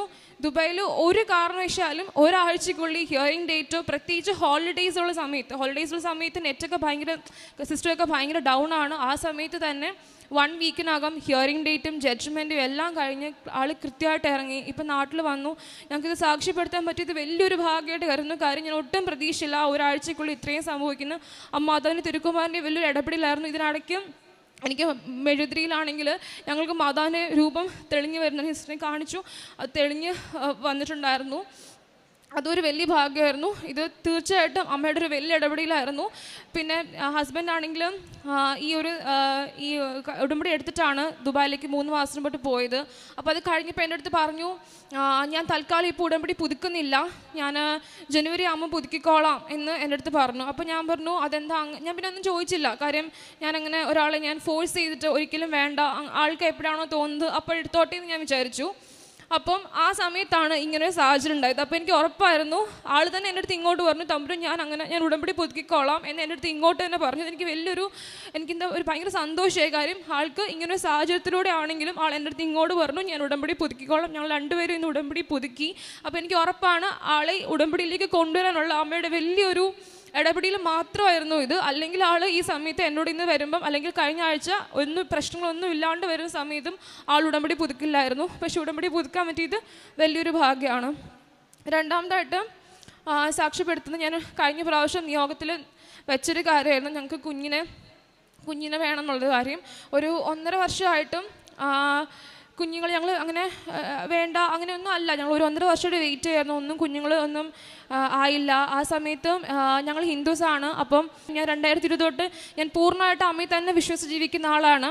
2023 കല്യാണം. ആ സമയത്ത് ഇങ്ങനെ കുഞ്ഞുങ്ങളുണ്ടാവാൻ ലേറ്റ് ആകും എന്ന് കണ്ടു. അപ്പം ഞാൻ അമ്മയടുത്ത് പറഞ്ഞു, അമ്മേ ഞാൻ കഴിഞ്ഞ ഉടമ്പടി പുതുക്കിയിട്ടുണ്ട്, ഞാൻ എൻ്റെ കുഞ്ഞിൻ്റെ നിയോഗമാണ് ആദ്യമായിട്ട് ഞാൻ വെച്ചേക്കുന്നത്. അമ്മ എനിക്ക് ഈ പ്രാവശ്യം എന്താണെങ്കിലും എനിക്ക് കുഞ്ഞിനെ തരണമെന്ന് പറഞ്ഞു. ഞാൻ ഡേറ്റ് ഇട്ട് പ്രാർത്ഥിച്ചു, സെപ്റ്റംബർ 31 ഡേറ്റ് ഇട്ട് പ്രാർത്ഥിച്ചു. അതിനപ്പം ഞാൻ 30 ഡേറ്റോട് പ്രാർത്ഥിച്ചത്. പക്ഷെ ഞാൻ അറിയുന്നത്, ഞാൻ നാട്ടിലേക്ക് വന്ന് ഞാൻ ജപമാല റാലിയിൽ പങ്കെടുക്കുന്ന ഒരു സമയത്ത്, കഴിഞ്ഞ വർഷം ജപമാലയുടെ റാലി 2024 ജപമാല റാലിയുടെ തൊട്ട് തലേ ദിവസം ഞാൻ ടെസ്റ്റ് ചെയ്യുന്നു. ഞാൻ അറിയുന്നു മാതാവ് ഞങ്ങൾക്കൊരു കുഞ്ഞിനെ അന്ന് പോസിറ്റീവായിട്ട് കണ്ടു. അത് ഭയങ്കര സന്തോഷമായിരുന്നു. കാര്യം ഞാൻ ഡേറ്റ് ഇട്ട് പ്രാർത്ഥിച്ചതിൻ്റെ ആ സമയത്ത് തന്നെ എൻ്റെ ഉള്ളിൽ കുഞ്ഞുണ്ടായിരുന്നു. അത് വലിയൊരു അനുഗ്രഹമായിരുന്നു. മാതാവ് ഞങ്ങൾക്ക് ഉറപ്പായിട്ട് അമ്മയുടെ യേശുവിൻ്റെ കയ്യിൽ നിന്ന് വാങ്ങിച്ചിരുന്ന കുഞ്ഞാണെന്ന് ഞാൻ ഉറച്ച് വിശ്വസിക്കുന്നു. പിന്നീട് പറയാനുള്ളത്, ഞാൻ ലോയറാണ്. അപ്പം ഞാൻ ദുബായിലാണ് ഇപ്പോൾ കറൻ്റ്ലി വർക്ക് ചെയ്യുന്ന ദുബായിലായിരുന്നു. അപ്പം ഞാൻ നാട്ടിലെ പ്രാക്ടീസ് സ്റ്റോപ്പ് ചെയ്തിട്ടാണ് ദുബായിലേക്ക് പോയത്. അപ്പം ഞാൻ ഇവിടെ കോർട്ടുമായിട്ടൊന്നും അങ്ങനെ വലിയ കണക്ഷനോ അല്ലെങ്കിൽ ഓഫീസായിട്ടൊന്നും വലിയ കണക്ഷനൊന്നും ഉണ്ടായിരുന്നില്ല.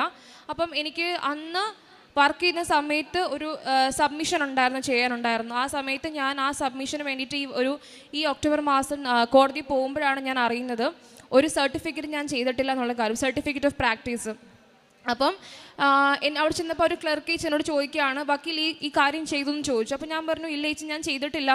അപ്പോൾ പറഞ്ഞു ഓ ഇന്നാണ് ലാസ്റ്റ് ഡേറ്റ്, ചെയ്തില്ലെങ്കിൽ ഇനി നമുക്ക് നിങ്ങളെയൊക്കെ എടുത്ത് കളയും. കാര്യം എന്ന് വെച്ചാൽ ഇങ്ങനെ നാട്ടിൽ വർക്ക് ചെയ്യാതെ UK-യിലും കാനഡയിലും ദുബായിലൊക്കെ പോയി അല്ലെങ്കിൽ അങ്ങനെ വർക്ക് ചെയ്യുന്നവരെ ഈ പ്രാക്ടീസിൽ നിന്ന് എടുത്ത് കളയാൻ വേണ്ടിയിട്ട് ബാർ കൗൺസിലിൻ്റെ ഒരു ഡിസിഷനാണിതെന്ന് പറഞ്ഞു. അപ്പോൾ ഞാൻ ഈ കാര്യം എൻ്റെ മെസ്സേജൊക്കെ എൻ്റെ ഗ്രൂപ്പിലൊക്കെ വരുന്നുണ്ട്, പക്ഷേ ഇതൊന്നും ഞാൻ കാണുന്നില്ല. എൻ്റെ അമ്മാതാവ് ആ ഒക്ടോബർ മാസം ആ ദിവസം തന്നെ അവിടെ എത്തിച്ചു. ഞാൻ ആ ചേച്ചിയുടെ വായിൽ അറിയാൻ എനിക്ക് സാഹചര്യം ഉണ്ടായി. അപ്പോഴും എൻ്റെ ഒരു സർട്ടിഫിക്കറ്റ് ഉണ്ടായിരുന്നില്ല. അങ്ങനെ ഞാനതെല്ലാം അമ്മ അത് കറക്റ്റ് സമയത്ത് എന്നെ അത് അറിയിച്ചു. എനിക്കിത് ചെയ്യാൻ പറ്റി. അപ്പം COP എനിക്ക് അമ്മ അത് തന്നെ വാങ്ങിച്ചു. കാര്യം അല്ലെന്നുണ്ടെങ്കിൽ ഞാൻ ഇത് കഴിയുമ്പം അങ്ങ് ഒന്നും അറിയാതെ ഞാനങ്ങ് പിന്നെയും ദുബായിലേക്ക് പോവും. എന്നെ ഇവിടുന്ന് പ്രാക്ടീസിൽ നിന്ന് എടുത്ത് കളഞ്ഞിട്ടുണ്ടാവും. കാര്യം എൻ്റെ ഓഫീസിലെ ആൾക്കാർ വിചാരിച്ചു ഞാൻ ഇനി തിരിച്ച് പ്രാക്ടീസിന് വരുന്നില്ല എന്നുള്ള കാര്യം. അപ്പം നമ്മൾ എന്തായാലും ദുബായിൽ നിന്ന് തിരിച്ച് വരുന്ന സമയത്ത് പ്രാക്ടീസ് ചെയ്യണമെങ്കിൽ എന്തായാലും ഇവിടുത്തെ സർട്ടിഫിക്കറ്റ് ഓഫ് പ്രാക്ടീസ് എന്തായാലും വേണം. അപ്പം അതും അമ്മ എന്നെ കറക്റ്റ് സമയത്ത് അവിടെ എത്തിച്ചു. ആരും പറഞ്ഞു കേട്ടോ ഒന്നും പോയതല്ല, അമ്മ തന്നെ എന്നെ അവിടെ പുഷ് ചെയ്ത് അവിടെ എത്തിച്ചു. അത് ആ ചേച്ചിയുടെ വായിൽ നിന്ന് അറിയാൻ പറ്റി, എനിക്ക് കറക്റ്റായിട്ട് ചെയ്യാൻ പറ്റി. അതുകൊണ്ട് തന്നെ എനിക്കത് കിട്ടി. അത് അമ്മയുടെ വലിയൊരു ഇടപെടലായിരുന്നു. പിന്നെ ഡെലിവറി സമയത്ത് പ്രഗ്നൻസി സമയത്ത് 5-ാം മാസം സെർവിക്സ് 2.4 ആയിട്ട് 5th മന്തിൽ കണ്ടു. അപ്പം ഒരു കുഴപ്പമില്ലായിരുന്നു. ആ സമയം വരെ ഒരു കുഴപ്പമുണ്ടായിരുന്നില്ല. 5th മന്തിൽ പോയപ്പം സെർവിക്സ് 2.4 ആണ്. ഇപ്പോൾ 2.5 ആണ് നമുക്ക് മിനിമം വേണ്ടുന്നത്. എന്നാൽ മാത്രം, അല്ലെങ്കിൽ നമ്മൾ സ്റ്റിച്ച് ഇടും. 2.4 ഒക്കെ ആകുമ്പോൾ സ്റ്റിച്ച് ഇടും, നമ്മൾ കിടക്കേണ്ടി വരും. ഫുൾ ഇനി അങ്ങോട്ടുള്ള ഫുൾ മന്ത്സ് കിടക്കേണ്ടി വരും. അപ്പം ഞാൻ ഡോക്ടറെ കാണുമ്പോൾ ഡോക്ടർ പറഞ്ഞു ഒരു ടാബ്ലറ്റ് തരാം, ഇത് ഉള്ളിൽ വെച്ച് നോക്ക്, ചിലപ്പം നമുക്ക് ഓക്കെ ആകുമെന്ന് പറഞ്ഞു. പക്ഷെ ഞാൻ അമ്മയോട് പറഞ്ഞു അമ്മ ഞാനിത് വെക്കത്തില്ല, ഞാൻ ഈ ടാബ്ലറ്റ് യൂസ് ചെയ്യത്തില്ല, എനിക്ക് പേടിയാണ് യൂസ് ചെയ്യാൻ. ഞാൻ അമ്മയുടെ ഉപ്പും തേനും തൈലവും മാത്രം ഉപയോഗിച്ചിട്ട് ഞാൻ പ്രാർത്ഥിച്ചു. 3 days കഴിഞ്ഞ് ഞങ്ങൾ വേറൊരു ഡോക്ടറിനെ കൺസൾട്ട് ചെയ്തു. ഡോക്ടർ പറഞ്ഞു ഇതെന്താ, ഞാൻ 2 കാര്യമാണ് പ്രാർത്ഥിച്ചത്. മാതാവേ എൻ്റെ സെർവിക്സ് ക്ലോസ്ഡ് ആയിരിക്കണേ, അതുപോലെ തന്നെ 3 point something എനിക്ക് വരണേന്ന് പ്രാർത്ഥിച്ചു. അതേപോലെ തന്നെ ആ ഡോക്ടറിൻ്റെ അടുത്ത് ഇങ്ങോട്ട് പറയണം എന്താ പ്രശ്നമൊന്നുമില്ലോ, സെർവിക്സ് ക്ലോസ്ഡ് ആണ്, അതുപോലെ തന്നെ 3.8 ഉണ്ടെന്ന് പറഞ്ഞു. അത് വലിയൊരു മിറക്കിളായിരുന്നു. കാര്യം 2.4 3.8 ആയിട്ട് 3 daysനകം മാറ്റി. ഇല്ലെങ്കിൽ എന്നെ ആ ഡോക്ടർ അപ്പം തന്നെ സ്റ്റിച്ച് ഇട്ടിട്ട് അവിടെ കിടത്തിയിട്ട് പിന്നെ അങ്ങനെ ഫുൾ നമ്മൾ ആ ഒരു പ്രഗ്നൻസിയിൽ ഫുൾ സ്റ്റിച്ചിട്ട് തന്നെ വീട്ടിൽ കിടക്കേണ്ടി വന്നേനെ. അതിൽ നിന്ന് അമ്മ മാതാവ് എന്നെ ഭയങ്കരമായിട്ടും രക്ഷപ്പെടുത്തി. ഞാൻ വലിയൊരു അനുഗ്രഹമായിരുന്നു. കാര്യം എൻ്റെ ചുറ്റുമുള്ള എല്ലാവരും പറഞ്ഞു നടക്കത്തില്ല, കാര്യം എങ്ങനെയാണ് 2.4 എങ്ങനെയാണ് ഇത്രയും കൂടിയൊക്കെ ചെയ്യുന്നത് വെച്ചു. പക്ഷെ ഞാൻ ഉറച്ച് പ്രാർത്ഥിച്ചു, ഞാനും അമ്മയെ ഉറച്ച് പ്രാർത്ഥിച്ചു. അതിൻ്റെ ഫലമായിട്ട് 3.8 ആയിട്ട് കൂട്ടി തന്നു. അതുപോലെ തന്നെ ഡെലിവറി സമയത്ത് ഞാൻ പ്രാർത്ഥിച്ചു മാതാവ് എനിക്കൊരു സുഖപ്രസവം തരണേ, കാര്യം എനിക്ക് ഓപ്പറേഷൻ പേടിയാണ്, എനിക്ക് വേണ്ട, എനിക്ക് പ്രസവം തന്നെ മതിയെന്ന് ഞാൻ ഉറച്ച് പ്രാർത്ഥിച്ചു. 40 weeks എൻ്റെ ഡോക്ടറാണെങ്കിലും ഇങ്ങനെ വെയിറ്റ് ചെയ്തിരുന്നു, എങ്ങനെയെങ്കിലും നോർമൽ ഡെലിവറി ആകാൻ വെയിറ്റ് ചെയ്തിരുന്നു. 40 weeks വരെ പോയി. 40 weeksൻ്റെ ലാസ്റ്റ് ഡേയുടെ തൊട്ട് തലേ ദിവസം എൻ്റെ കൂടെ ഒന്ന് എല്ലാവരും ഡെലിവറിയായി പോവുകയാണ്. ഞാൻ മാത്രം ഇങ്ങനെ കിടക്കുകയാണ്. പെയിൻ ഇൻഡ്യൂസ് ചെയ്തിട്ടും പെയിനും വരുന്നില്ല, ഒന്നും വരുന്നില്ല. സിസ്റ്റേഴ്സ് എല്ലാം ഒരുമാതിരി ചോദിക്കുകയാണ് കുട്ടിയുടെ മാത്രം ഒന്നും ആവണില്ലോ എന്നുള്ളത്. ഞാൻ പ്രാർത്ഥിച്ചു മാതാവേ അമ്മയുടെ മകളായിരുന്നിട്ട് എന്നെ മാത്രം എന്താണ് ഇങ്ങനെ ഇട്ടേക്കണത്, എനിക്കൊന്നും പെയിനും വരുന്നില്ല, എൻ്റെ അടുത്തൊന്നും പറയുന്നതുമില്ല, ഒന്നും ചെയ്യണമില്ല. അങ്ങനെ എൻ്റെ ഡോക്ടറിൻ്റെ അടുത്ത് പറഞ്ഞു ഒരു കാര്യം ചെയ്യ്, റൂമിൽ പൊയ്ക്കോളൂ, എന്നിട്ട് നമുക്ക് പിറ്റേന്ന് നോക്കാം, പിറ്റേന്ന് നമുക്ക് ഒന്നെങ്കിൽ നോർമലാണെങ്കിൽ അങ്ങനെ, അല്ലെന്നുണ്ടെങ്കിൽ ഓപ്പറേഷൻ ചെയ്യാമെന്ന് ഉറപ്പിച്ച് പറഞ്ഞു. അങ്ങനെ ഞാൻ തലേന്ന് രാത്രി ആ ദിവസം അന്ന് അങ്ങ് റൂമിൽ പോയി, ഹോസ്പിറ്റലിൽ തന്നെ റൂമിൽ ചെന്ന് രാത്രി ഇത് ലേബർ പെയിൻ ആണോ എന്താണെന്നൊന്നും എനിക്ക് അറിയത്തില്ലായിരുന്നു. ഞാൻ ആ ഉറക്കത്തിൽ ഒരു മയക്കം മാത്രമേ ഉണ്ടായിരുന്നുള്ളൂ. ആ മയക്കത്തിൽ എൻ്റെ എത്രയോ നേരം നീണ്ടു നിൽക്കേണ്ട ഡെലിവറി പെയിൻ, ആ ലേബർ പെയിൻ എനിക്ക് അങ്ങനെ കഴിഞ്ഞ് കിട്ടി. ജസ്റ്റ് 1.5 hour ഞാൻ എന്താണോ പ്രാർത്ഥിച്ചെന്ന് പറയും അത് എനിക്ക് ഓടിപ്പോയിട്ട് പ്രസവിക്കണം, എനിക്കങ്ങനെ ഒരുപാട് വേദന അനുഭവിക്കേണ്ടത് ഞാൻ പ്രാർത്ഥിച്ചത്. ഞാനൊരു 1.5 hour ഒരു ലേബർ മാത്രമേ എനിക്ക് ആ ലേബർ റൂമിൽ ഇരിക്കേണ്ടി വന്നുള്ളൂ. കാര്യം 1.5 മണിക്കൂറിനകം തന്നെ വളരെ സെർവിക്സ് ഓപ്പണേ അല്ലായിരുന്ന എൻ്റെ അവർ പെട്ടെന്ന് തന്നെ 4 centimeter ആയി 6 centimeter ആയി അങ്ങനെ വേഗം തന്നെ ഡെലിവറി ചെയ്യാൻ 1.5 hour തന്നെ എനിക്ക് ഒത്തിരി പെയിനും തരാതെ തന്നെ അമ്മ മാതാവ് എനിക്ക് പെട്ടെന്ന് തന്നെ കുഞ്ഞിന് തന്ന് അനുഗ്രഹിച്ചു. അതും വലിയൊരു മിറക്കിളാണ്. പിന്നെ ഹസ്ബൻഡിൻ്റെ സാലറി ഇൻക്രിമെൻറ്റിൻ്റെ കാര്യമാണ്, അത് ആൾ തന്നെ പറയുന്നതാണ്. ഞാൻ കഴിഞ്ഞ 5 കൊല്ലമായിട്ട് ദുബൈയിൽ വർക്ക് ചെയ്യാണ്, എഞ്ചിനീയറായിട്ടാണ് വർക്ക് ചെയ്യുന്നത്. അപ്പോൾ എനിക്കൊരു 2.5 കൊല്ലത്തിന് മുന്നേ ഒരു ജോലി കിട്ടിയിരുന്നു. അത് ചെറിയ സാലറിയിലായിരുന്നു. ഞാൻ കഴിഞ്ഞ 3 മാസത്തിന് മുന്നേ ഇവിടെ വന്നിട്ടൊരു ഉടമ്പടി എടുത്തിരുന്നു. അതിനകത്തിൽ എൻ്റെ ആദ്യത്തെ ഉടമ്പടി എന്ന് പറയുന്നത് എൻ്റെ സാലറിയെ പറ്റിയിട്ടായിരുന്നു.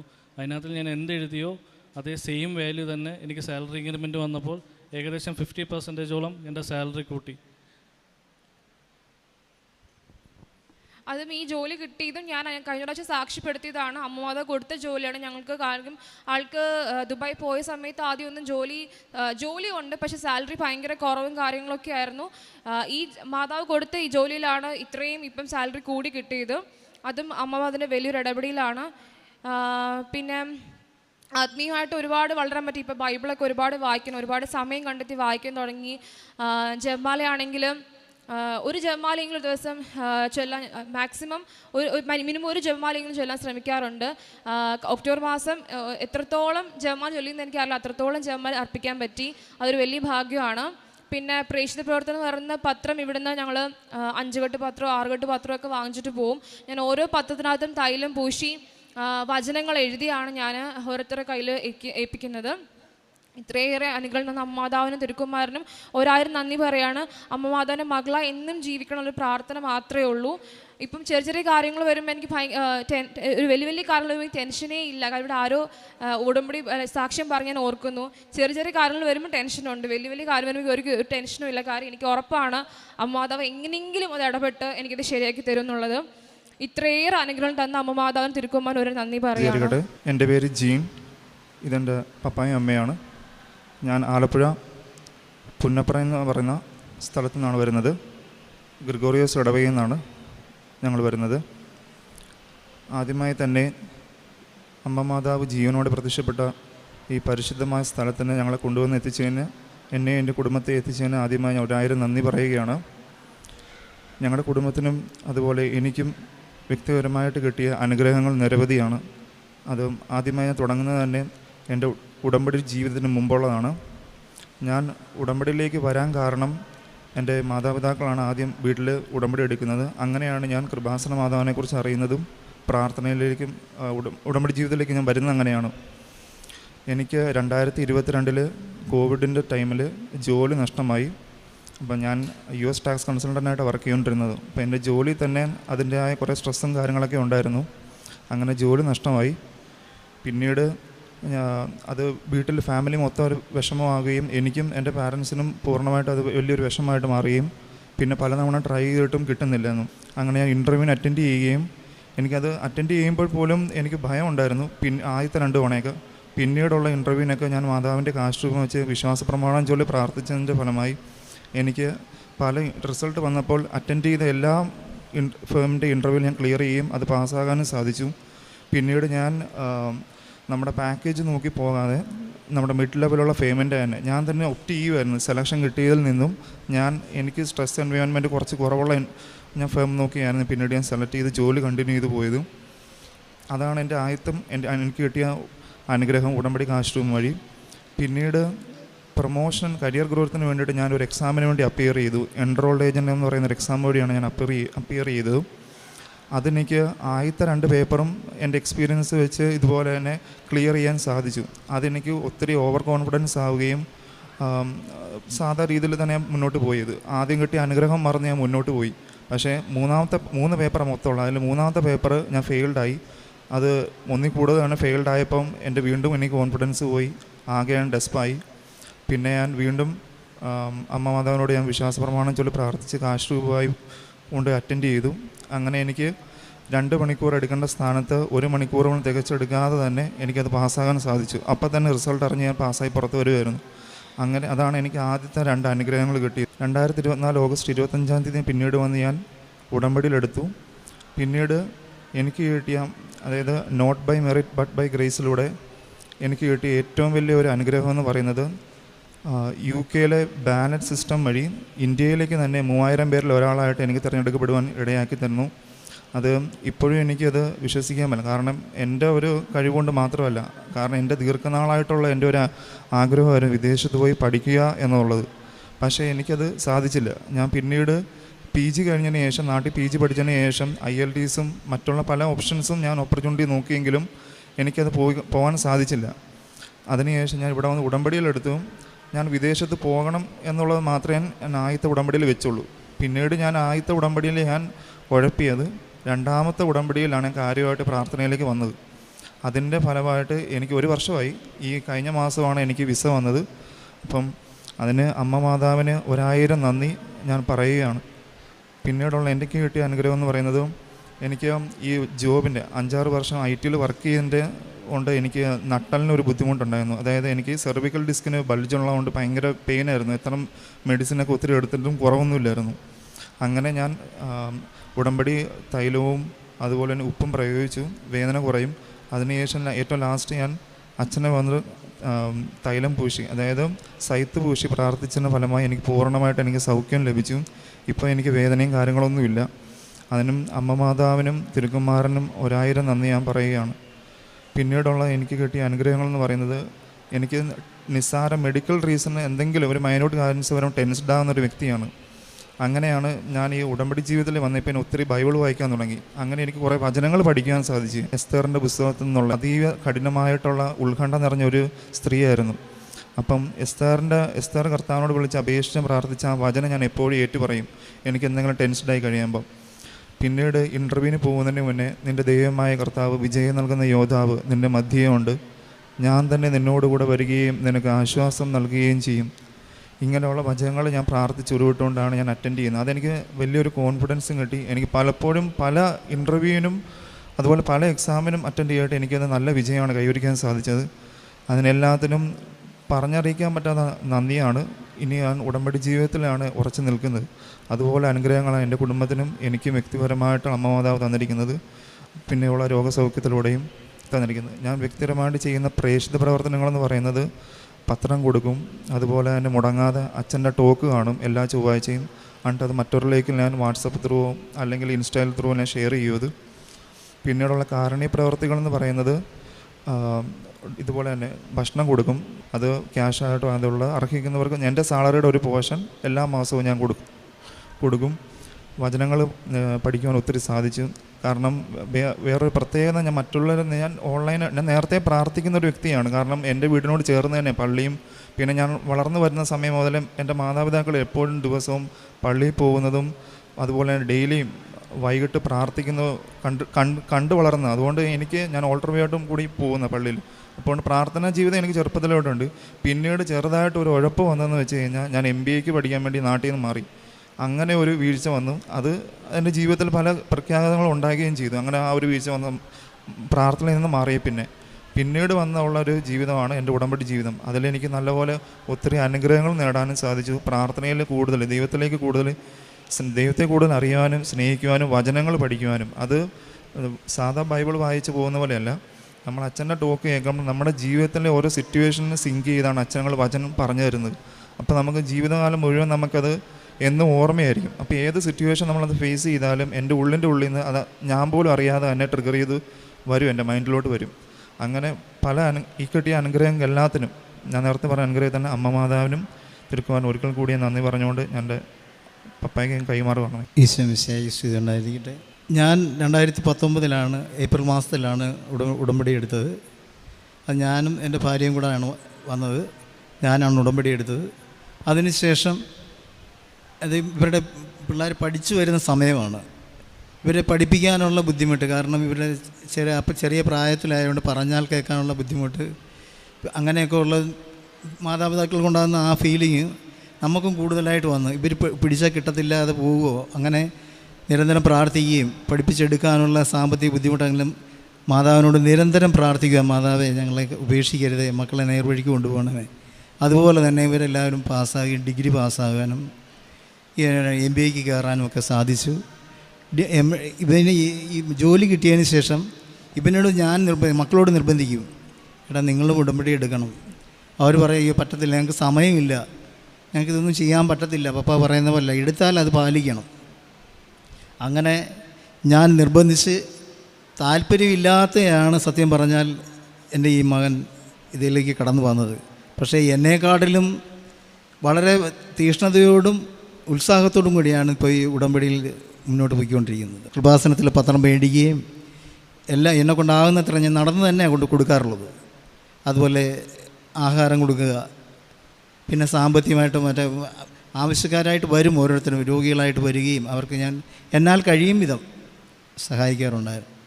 ഇങ്ങനെയൊക്കെ ചെയ്ത് ഇപ്പോഴേ ഈ രീതിയിൽ രണ്ടാമത്തെ മകൻ UK യിലാണ്, അവൻ പഠനത്തിന് പോയതാണ്.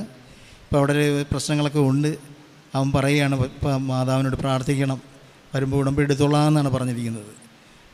അങ്ങനെ ആ രീതിയിലാണ് ഇപ്പോൾ കുടുംബം പോയിക്കൊണ്ടിരിക്കുന്നത്. ഇത്രയും കാര്യങ്ങൾ ചെയ്തു തന്ന എൻ്റെ അമ്മയ്ക്കും ഈശോയ്ക്കും പരിശുദ്ധാത്മാവിനും 1000 നന്ദി. യേശുവേ നന്ദി. ദൈവനാമത്തിന് മഹത്വം ഉണ്ടാകട്ടെ. എൻ്റെ പേര് മരിയ തോമസ്. ഞാൻ അമ്പലപ്പുഴ കരുമാടിയിൽ നിന്ന് വരുന്നു. ഞാനൊരു നേഴ്സാണ്. ഞാൻ 2022 ഡിസംബർ 1-ാം തീയതിയാണ് ഉടമ്പടി എടുത്തത്. അതിനു മുന്നേ തന്നെ എനിക്ക് മാതാവിൻ്റെ അനുഗ്രഹം കിട്ടിയിട്ടുണ്ട്. കാരണം എൻ്റെ അമ്മ ഉടമ്പടി എടുത്തിട്ടുണ്ടായിരുന്നു. ഞാൻ +2 പഠനകാലം കഴിഞ്ഞ് 2017 +2 പഠനം കഴിഞ്ഞത്. അത് കഴിഞ്ഞ് ഞാൻ എല്ലാവരെയും പോലെ തന്നെ നഴ്സിങ്ങിന് പഠിക്കാനായിട്ട് പോയി. അപ്പം അതിന് അഡ്മിഷന് വേണ്ടിയിട്ട് വെയിറ്റ് ചെയ്തു. അഡ്മിഷന് വേണ്ടി വെയിറ്റ് ചെയ്ത് ഇങ്ങനെ 4 അലോട്ട്മെൻറ്റാണ് അതിനുള്ളത്. 4 അലോട്ട്മെൻറ്റും കഴിഞ്ഞു. എനിക്ക് അതിലൊന്നും കിട്ടിയില്ല. പക്ഷേ എനിക്ക് നല്ല മാർക്കൊക്കെ ഉണ്ടായിരുന്നു. എന്തോ എനിക്ക് അതിനുള്ള അലോട്ട്മെൻറ്റിൽ എൻ്റെ പേര് വന്നില്ല. 4ാമത്തെ അലോട്ട്മെൻറ്റ് കഴിഞ്ഞിരിക്കുമ്പോഴാണ് ഞാൻ എൻ്റെ കയ്യിലൊരു പത്രം ഞാൻ പഠിക്കുന്ന സമയത്ത് ഒരു അപ്പച്ചനും അമ്മച്ചിയും ബസ്സിൽ വെച്ച് തന്നിരുന്നു. അന്നേരം ഒന്നതെടുത്ത് നോക്കിയില്ല. പക്ഷേ മാതാവിൻ്റെ ഫോട്ടോ കണ്ടിട്ട് പരിചയമില്ല ഈ മാതാവിനെ. പ്രത്യേകതരം ഒരു ഭംഗിയായിരുന്നു മാതാവിനെ കാണാൻ. സൈഡിലൊരു പ്രാർത്ഥന എഴുതിയിട്ടുണ്ടായിരുന്നു. അന്നേരം അത് കണ്ട് മടക്കിയെടുത്ത് ബുക്കിനിടയ്ക്ക് വെച്ചു.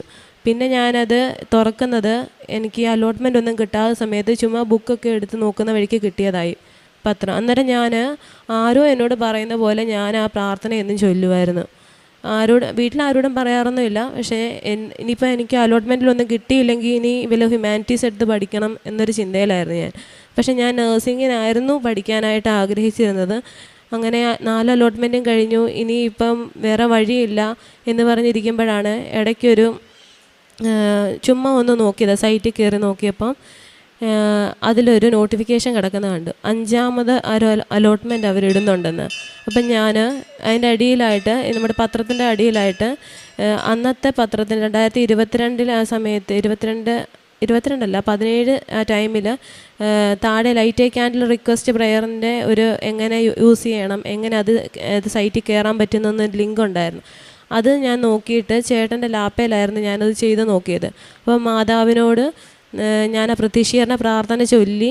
അന്നേരം ഈ പള്ളിയെക്കുറിച്ചോ മാതാവിനെക്കുറിച്ചോ ഒന്നും എനിക്കറിയില്ല. ഞാൻ അന്നേരം എനിക്ക് കിട്ടിയ ഈ പ്രാർത്ഥന ഞാൻ വിശ്വാസത്തോടെ ചൊല്ലി ഞാൻ ഈ ലൈറ്റ് എ ക്യാൻഡിൽ റിക്വസ്റ്റ് പ്രയറിലിട്ടു. പക്ഷേ അതിൻ്റെ ഫീഡ്ബാക്കോ കാര്യങ്ങളോ ഒന്നും അറിയില്ല. അത് സെൻഡ് ചെയ്തിട്ട് ഞാൻ പറഞ്ഞു എനിക്ക് ആഗ്രഹിക്കുന്ന കോളേജിൽ അഡ്മിഷൻ തരണേന്ന്. എന്നിട്ട് ഞാൻ അമ്മയോട് പറഞ്ഞു, അമ്മേ ഇത് കിട്ടിയില്ലെങ്കിൽ എനിക്കറിയില്ല, നിങ്ങൾ എന്നെ ഒന്നും പറയരുതെന്ന്. അമ്മ പറഞ്ഞു നീ ധൈര്യമായിട്ട് അത് കൊടുക്കെന്ന് പറഞ്ഞു. അങ്ങനെ ഞാനത് എൻ്റെ രജിസ്റ്റർ നമ്പർ അടിച്ചു നോക്കിയപ്പം ഞാൻ ആഗ്രഹിച്ച കോളേജിൽ എനിക്ക് ഫസ്റ്റ് അഡ്മിഷൻ കിട്ടി. അങ്ങനെയാണ് 1ാമത്തെ സാക്ഷ്യം. പിന്നീട് എനിക്ക് നഴ്സിങ്ങിന് പഠിക്കുമ്പം എല്ലാവർക്കും അറിയാം നഴ്സിംഗ് ഭയങ്കര പാടാണ് പഠിക്കാനായിട്ട്. അപ്പോൾ നഴ്സിംഗ് 4 വർഷം പഠിക്കുക എന്ന് പറയുന്നത് ഭയങ്കര നമ്മുടെ എനർജി മൊത്തം എടുത്ത് വേണം അതിന് വേണ്ടി എഫേർട്ട് ഇടാനായിട്ട്. അപ്പോൾ ആദ്യത്തെ യൂണിവേഴ്സിറ്റി എക്സാമിന് തന്നെ എനിക്ക് ഏറ്റവും ഇഷ്ടമുള്ള വിഷയത്തിന് തന്നെ എനിക്ക് 5 ക്വസ്റ്റ്യൻ അറ്റൻഡ് ചെയ്യാൻ പറ്റാതെ വന്ന്. അപ്പോൾ ഞാൻ വീട്ടിലൊന്നും പറഞ്ഞില്ല, ആരോടും പറഞ്ഞില്ല. ഞാൻ തന്നെ അത് മാതാവിനെ പോലെ ഉള്ളിൽ അത് സംഗ്രഹിച്ച് ഞാനത് ഈശോയുടെ 5 തിരുമുറിവിനെ സമർപ്പിച്ച് പ്രാർത്ഥിച്ച് 5 ക്വസ്റ്റ്യൻ അറ്റൻഡ് ചെയ്യാതിരുന്ന ഞാൻ മാതാവിൻ്റെ അടുത്ത് വന്ന് സാക്ഷ്യം പറയാമെന്ന് ഞാൻ അന്ന് പറഞ്ഞ് അത് കഴിഞ്ഞ് പിന്നെ എൻ്റെ റിസൾട്ട് വന്നപ്പോൾ ഞാൻ 5 ക്വസ്റ്റ്യൻ എഴുതാതിരുന്ന ഒരാൾ എങ്ങനെ പാസ്സാവാനാ?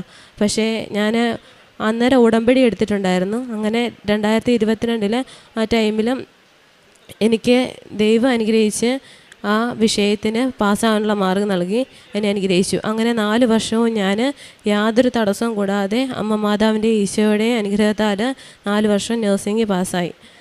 അത് കഴിഞ്ഞ് ഞാൻ OET പഠിക്കാനായിട്ട് നോക്കി. OET പഠിച്ച് ഫസ്റ്റ് അറ്റംപ്റ്റ് എഴുതി കിട്ടിയില്ല, സെക്കൻഡ് അറ്റംപ്റ്റ് എഴുതി കിട്ടിയില്ല, തേർഡ് അറ്റംപ്റ്റ് എഴുതാനായിട്ട് എനിക്ക് എവിടുന്നും സപ്പോർട്ടില്ല. എനിക്ക് എല്ലാവരും ചോദ്യത്തിനാണ് മറുപടി പറയാൻ നമുക്ക് പറ്റാത്തത്. കാരണം നമ്മൾ ഈ ഫെയിലാകുക എന്ന് പറയുന്നത് അത്ര നമുക്ക് ഉൾക്കൊള്ളാൻ പറ്റുന്നില്ല. അതിനപ്പുറം മറ്റുള്ളവർ ചോദിക്കുമ്പോൾ നമുക്ക് അതിലും ബുദ്ധിമുട്ടാണ്. അപ്പം ഞാൻ മൂന്നാമത് ഉടമ്പടി ഓരോ പ്രാവശ്യം പുതുക്കുമ്പോഴും ഞാൻ ഈ കാര്യം മാത്രം വെച്ചുകൊണ്ടിരുന്നത്. എനിക്ക് OET പാസ്സാവണം, എനിക്ക് പുറത്ത് പോകണം. അങ്ങനെ ഞാൻ ജോലിക്ക് കയറി, പിന്നെ ഇറങ്ങി, അങ്ങനെയായിരുന്നു ഞാൻ ഈ പരീക്ഷ എഴുതിക്കൊണ്ടിരുന്നത്. മൂന്നാമത് ഞാൻ എൻ്റെ അവസാനത്തെ അറ്റംപ്റ്റാണെന്ന് പറഞ്ഞ് ഞാൻ എഴുതി. ആ എക്സാം എഴുതി.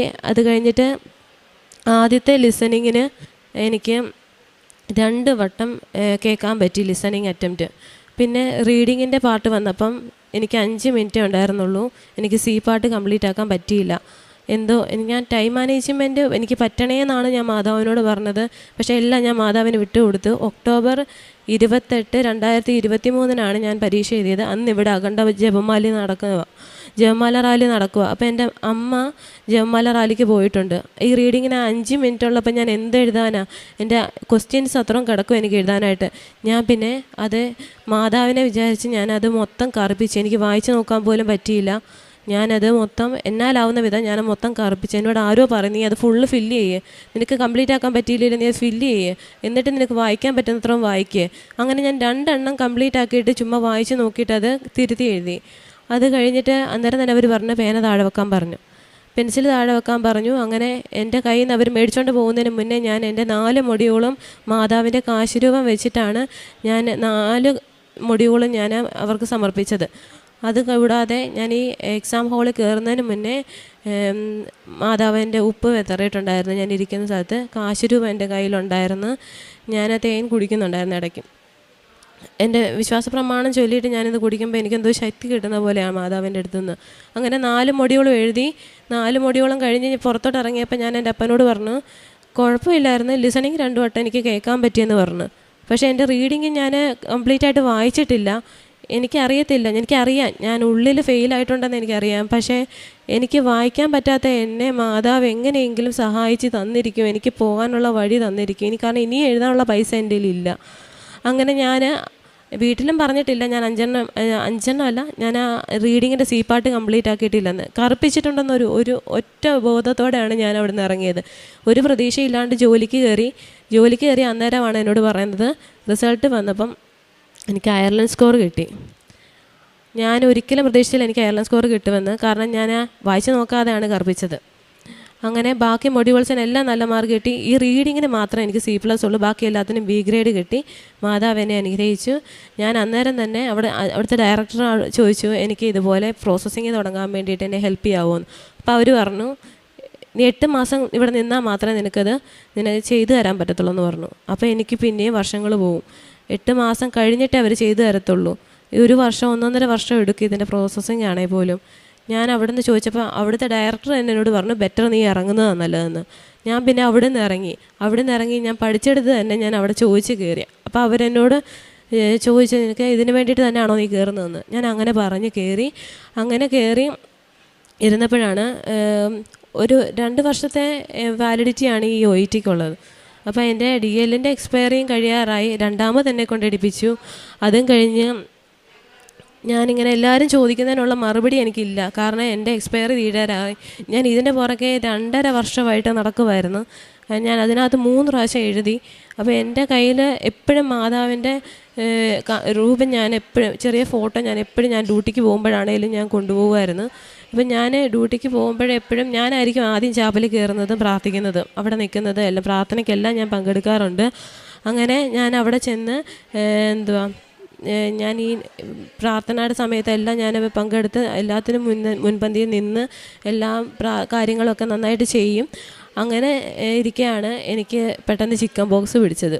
ഈ കഴിഞ്ഞ ഓഗസ്റ്റ് അവസാനമായപ്പോൾ എനിക്ക് ചിക്കൻ ബോക്സ് പിടിച്ച്. അപ്പം ഞാൻ പ്രതീക്ഷിക്കുന്നില്ല ഇനി മുന്നോട്ട് എങ്ങനെ, എനിക്കങ്ങനെ ചിക്കൻ ബോക്സ് ഒന്നും പിടിക്കുന്നതല്ല. പക്ഷേ എന്നോട് പെട്ടെന്ന് പൊക്കോളാൻ പറഞ്ഞു. ഞാൻ മെഡിക്കൽ ലീവ് എടുത്ത് വീട്ടിൽ പോയി. ആ സമയത്ത് എൻ്റെ ഏജൻസിക്കാരോട് ഞാൻ വിഷമം കൊണ്ട് ഞാൻ ചോദിച്ചു, എനിക്ക് ഒരു ഇൻ്റർവ്യൂ തന്നുകൂടെ, എത്രയോ പേര് കയറി പോകുന്നു, ഈ ഫ്രീസിങ് ആയ സമയത്ത് പോലും ആൾക്കാർ കയറി പോകുന്നുണ്ടല്ലോ, എന്തുകൊണ്ട് എനിക്ക് തന്നുകൂടെ, ഞാൻ ഇനി എടുക്കാൻ പോയി, എൻ്റെ കയ്യിൽ പൈസ ഇല്ല എന്ന് ഞാനൊരു ഓഡിയോ ഇട്ടതിൻ്റെ പേരിൽ അവർ പറഞ്ഞു ഉണ്ട്, നീ അറ്റൻഡ് ചെയ്ത് നോക്കെന്ന് പറഞ്ഞ്. എക്സ്പീരിയൻസ് കൂടുതലുള്ളതാണ് ചോദിക്കുന്നത്, നിനക്ക് കൊടുത്തു നോക്കാമെന്ന് പറഞ്ഞു. അപ്പം ഞാൻ രണ്ടും കൽപ്പിച്ചു. ഞാൻ ഇൻ്റർവ്യൂവിന് വേണ്ടിയിട്ട് കൊടുത്തു. 3ാമത്തെ സാക്ഷി എൻ്റെ ഈ ഇൻ്റർവ്യൂ ആണ്. കാരണം ചിക്കൻ ബോക്സ് പിടിച്ചിരിക്കുക ഞാൻ. ഈ ഞാൻ എങ്ങനെ ഇൻ്റർവ്യൂ അറ്റൻഡ് ചെയ്യും? ഇനി അഥവാ ഡയറക്റ്റ് ഇൻ്റർവ്യൂ പറഞ്ഞാൽ പോലും എനിക്കത് അറ്റൻഡ് ചെയ്യാൻ പറ്റത്തില്ല. ചിക്കൻ ബോക്സിൻ്റെ ആരംഭം തുടങ്ങിയ സമയത്താണ് ഇവരിത് പറഞ്ഞത്. എന്നാലാവുന്ന വിധത്തിൽ ഞാനത് പഠിച്ചെടുത്ത്. ബുദ്ധിമുട്ടുകളുണ്ടായിരുന്നു ചിക്കൻ ബോക്സിൻ്റെ സമയത്താണേലും. പക്ഷേ ഓൺലൈനിൽ അവർ പറഞ്ഞ സമയത്ത് ഞാൻ അന്നേരം ഇരുന്ന് മാതാവിൻ്റെ ഉപ്പ് വെതറി കാശുരൂപ ഉപയോഗിച്ച് തൈലം പൂശി മാതാവ് എന്നെ അനുഗ്രഹിച്ച് എനിക്ക് ആ ഇൻ്റർവ്യൂവിന് സെലക്ഷൻ നൽകി എന്നെ അനുഗ്രഹിച്ചു. അങ്ങനെ അയർലൻഡിലേക്കുള്ള എൻ്റെ പ്രോസസ്സിങ് വീണ്ടും ആരംഭിച്ചു. അങ്ങനെ ഇൻ്റർവ്യൂവിൻ്റെ ബാക്കി കാര്യങ്ങൾ ചെയ്തുകൊണ്ടിരിക്കുന്നതിൻ്റെ ഇടയ്ക്ക് തന്നെ എനിക്ക് സമയമില്ല. 1 മാസത്തിനുള്ളിൽ തന്നെ എൻ്റെ കാര്യങ്ങളെല്ലാം നടക്കണം, എന്നാലേ എനിക്ക് പോകാൻ പറ്റത്തുള്ളൂ. എൻ്റെ എക്സ്പയറി ഓൾറെഡി കഴിഞ്ഞു. 2 മാസം കൂടെ ഇനി മിച്ചമുള്ളൂ. ആ 2ാമത്തെ മാസത്തിൻ്റെ അവസാനമാണ് ഇപ്പോൾ. ഞാൻ അങ്ങനെ ഈ പ്രോസസ്സിങ്ങിന് വേണ്ടിയിട്ടെല്ലാം ഓടി. അതിന് എന്നെ റിസൈൻ വെക്കാൻ പറഞ്ഞു. അന്നേരം റിസൈൻ വെച്ചു. ഒത്തിരി തടസ്സങ്ങളുണ്ടായിരുന്നു. അപ്പോഴൊക്കെ ഞാൻ ജപമാല ചൊല്ലി വിശ്വാസ പ്രമാണം ചൊല്ലി മുന്നോട്ട് പോയി. എൻ്റെ മാതാപിതാക്കളാണേലും അവരെനിക്ക് വേണ്ടി എന്നും രാവിലെ എണീറ്റ് പ്രാർത്ഥിക്കുകയും അവരുടെ പ്രാർത്ഥനയാണ്. പിന്നെ എനിക്ക് വേണ്ടി പ്രാർത്ഥിച്ചവർക്ക് എല്ലാവർക്കും എൻ്റെ ഈശോയ്ക്കും അമ്മയ്ക്കും കോടാനും കൂടി നന്ദി പറയുന്നു. എൻ്റെ പ്രോസസ്സിങ് എല്ലാം കംപ്ലീറ്റായി. എനിക്ക് വിസ യാതൊരു തടസ്സവും കൂടാതെ കിട്ടി. ഞാൻ ഇന്നലെ പോയാണ് വിസ മേടിച്ചത്. എനിക്ക് ടിക്കറ്റ് റെഡിയായിട്ട് എനിക്ക് നാളെ ഫ്ലൈറ്റാണ് പോകാനുള്ളത്. ഞാൻ ഈശോയ്ക്കും അമ്മയ്ക്കും കോടാനും കൂടി നന്ദി പറയുന്നു. ഈ 2 മാസം കൊണ്ട് എന്നെ ഇത്രയെങ്കിലും കൊണ്ടുവരാൻ പറ്റുന്നുണ്ടെങ്കിൽ അത് ദൈവത്തിൻ്റെ കഴിവ് കൊണ്ടല്ലാതെ എൻ്റെ കഴിവ് കൊണ്ടല്ല. ഞാൻ പ്രാർത്ഥിക്കുമ്പോൾ എപ്പോഴും പ്രാർത്ഥിക്കും, not by merit but by the grace of God. ശരിക്കും അത് തന്നെയാണ് സംഭവിച്ചത്.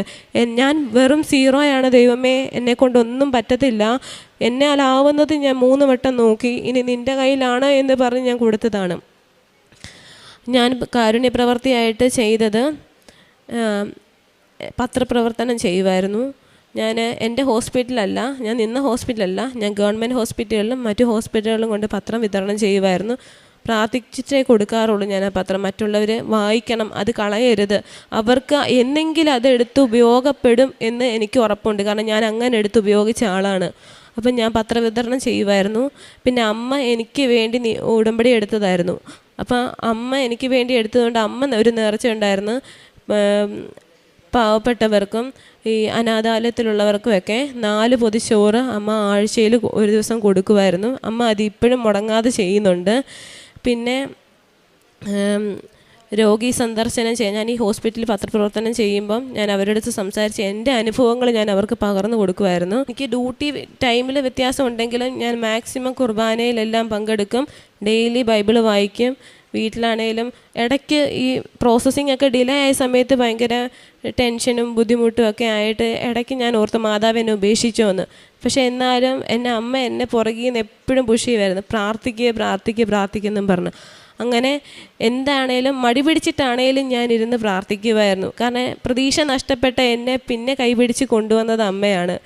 അപ്പം ഞാൻ ഈ പ്രോസസ്സിങ്ങിൻ്റെ എല്ലാം 2 മാസം എനിക്ക് മിച്ചം ഉണ്ടായിരുന്നുള്ളൂ എന്ന് പറഞ്ഞു. ഇനി വേറെ പ്രതീക്ഷയില്ലാന്ന് പറഞ്ഞ സമയത്ത് ഞാൻ സൗദി നോക്കി, കുവൈറ്റ് നോക്കി, അങ്ങനെ എല്ലാം നോക്കി അവസാനം അങ്ങനെ സൗദിക്ക് പഠിച്ചുകൊണ്ടിരിക്കുന്നതിൻ്റെ ഇടയ്ക്കാണ് ഈ ചിക്കൻ ബോക്സും വന്നത്, ഈ പഠിത്തമൊക്കെ നടന്നത്, ഈ പ്രോസസ്സിങ് എല്ലാം കംപ്ലീറ്റ് ആയത്.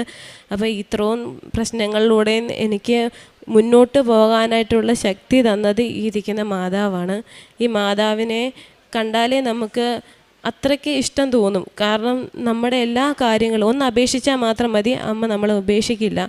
അതെനിക്ക് 100% ഉറപ്പാണ്. ഇത്രയോ അനുഗ്രഹങ്ങൾ എൻ്റെ ജീവിതത്തിൽ തന്ന ജീവനോടെ പ്രത്യക്ഷപ്പെട്ട ഇയാൾ താരയിൽ നിൽക്കാൻ ഭാഗ്യം ലഭിച്ചതിന് അമ്മ മാതാവിനും തിരുക്കുമാരനും കോടാനുകൂടി നന്ദി പറയുന്നു. എൻ്റെ പേര് ജോസ്ന, ഇതെൻ്റെ ഹസ്ബൻഡ് തോമസ്, മക്കൾ ജോവാക്കിയും ജോനാഥ്. ഞങ്ങൾ ചങ്ങനാശ്ശേരി മാമൂട് ലൂർദ് മാതാ ഇടവകയിൽ നിന്ന് വരുന്നു.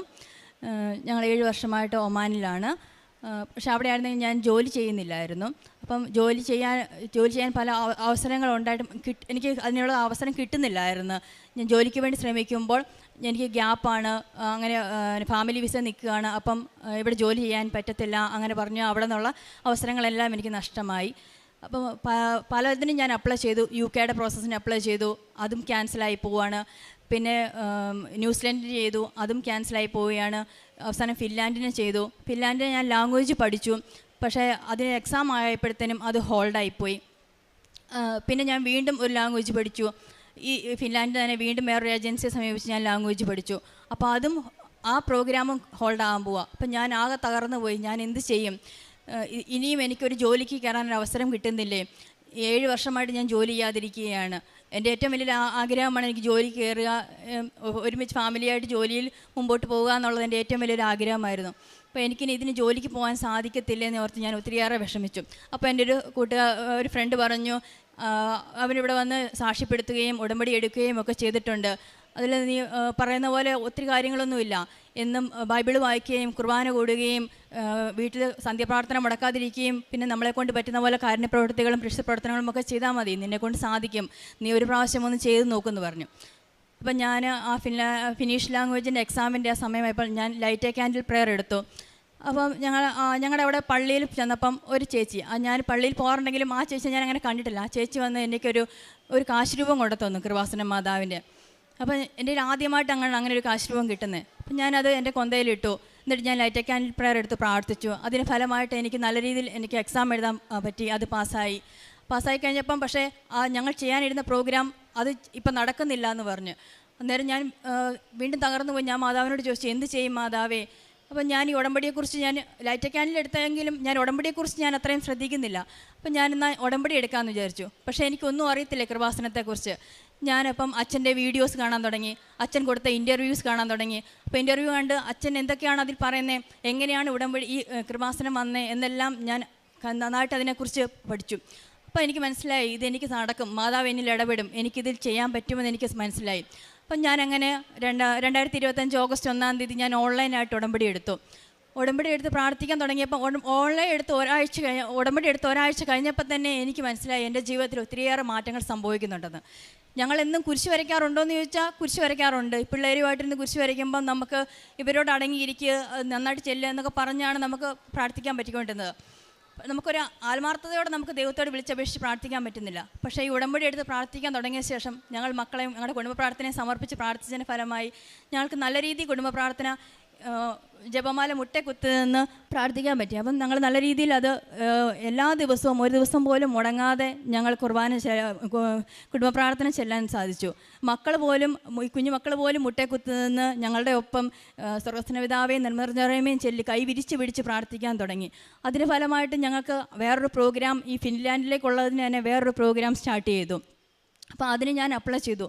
അപ്പോൾ 7 വർഷമായിട്ട് ഞാനൊരു ഇൻ്റർവ്യൂ അറ്റൻഡ് ചെയ്യുകയോ ഇങ്ങനെയുള്ളതിനൊന്നും ചെയ്തിട്ടില്ല. ആൾക്കാരുമായിട്ട് ഇങ്ങനെ ഇംഗ്ലീഷ് സംസാരിക്കേണ്ടതായ സാഹചര്യങ്ങളൊന്നും ഉണ്ടായിട്ടില്ല. അപ്പോൾ ഞാൻ ഒരു ഇൻ്റർവ്യൂ എനിക്ക് അറേഞ്ച് ചെയ്ത് കിട്ടി. സെപ്റ്റംബർ 24-ാം തീയതി അറേഞ്ച് ചെയ്ത് കിട്ടി. പക്ഷേ എനിക്ക് ഭയങ്കര ടെൻഷനായിപ്പോയി. അത് ഗ്രൂപ്പ് ഡിസ്കഷനാണ്, ഇൻഡിവിജ്വലായിട്ട് ഗ്രൂപ്പിൽ ക്വസ്റ്റ്യൻ ചോദിക്കും എന്നെല്ലാം കേട്ടപ്പോൾ 45 മിനിറ്റ് ഉണ്ട് ഇൻ്റർവ്യൂ എന്നൊക്കെ കേട്ടപ്പോൾ ഭയങ്കര ടെൻഷനായിപ്പോയി. എന്ത് ചെയ്യും? അപ്പം ഞാൻ ഉടമ്പടി ഉപ്പിട്ട് പ്രാർത്ഥിക്കാനും തേൻ നമ്മൾ കഴിക്കാനും ഒക്കെ തുടങ്ങി.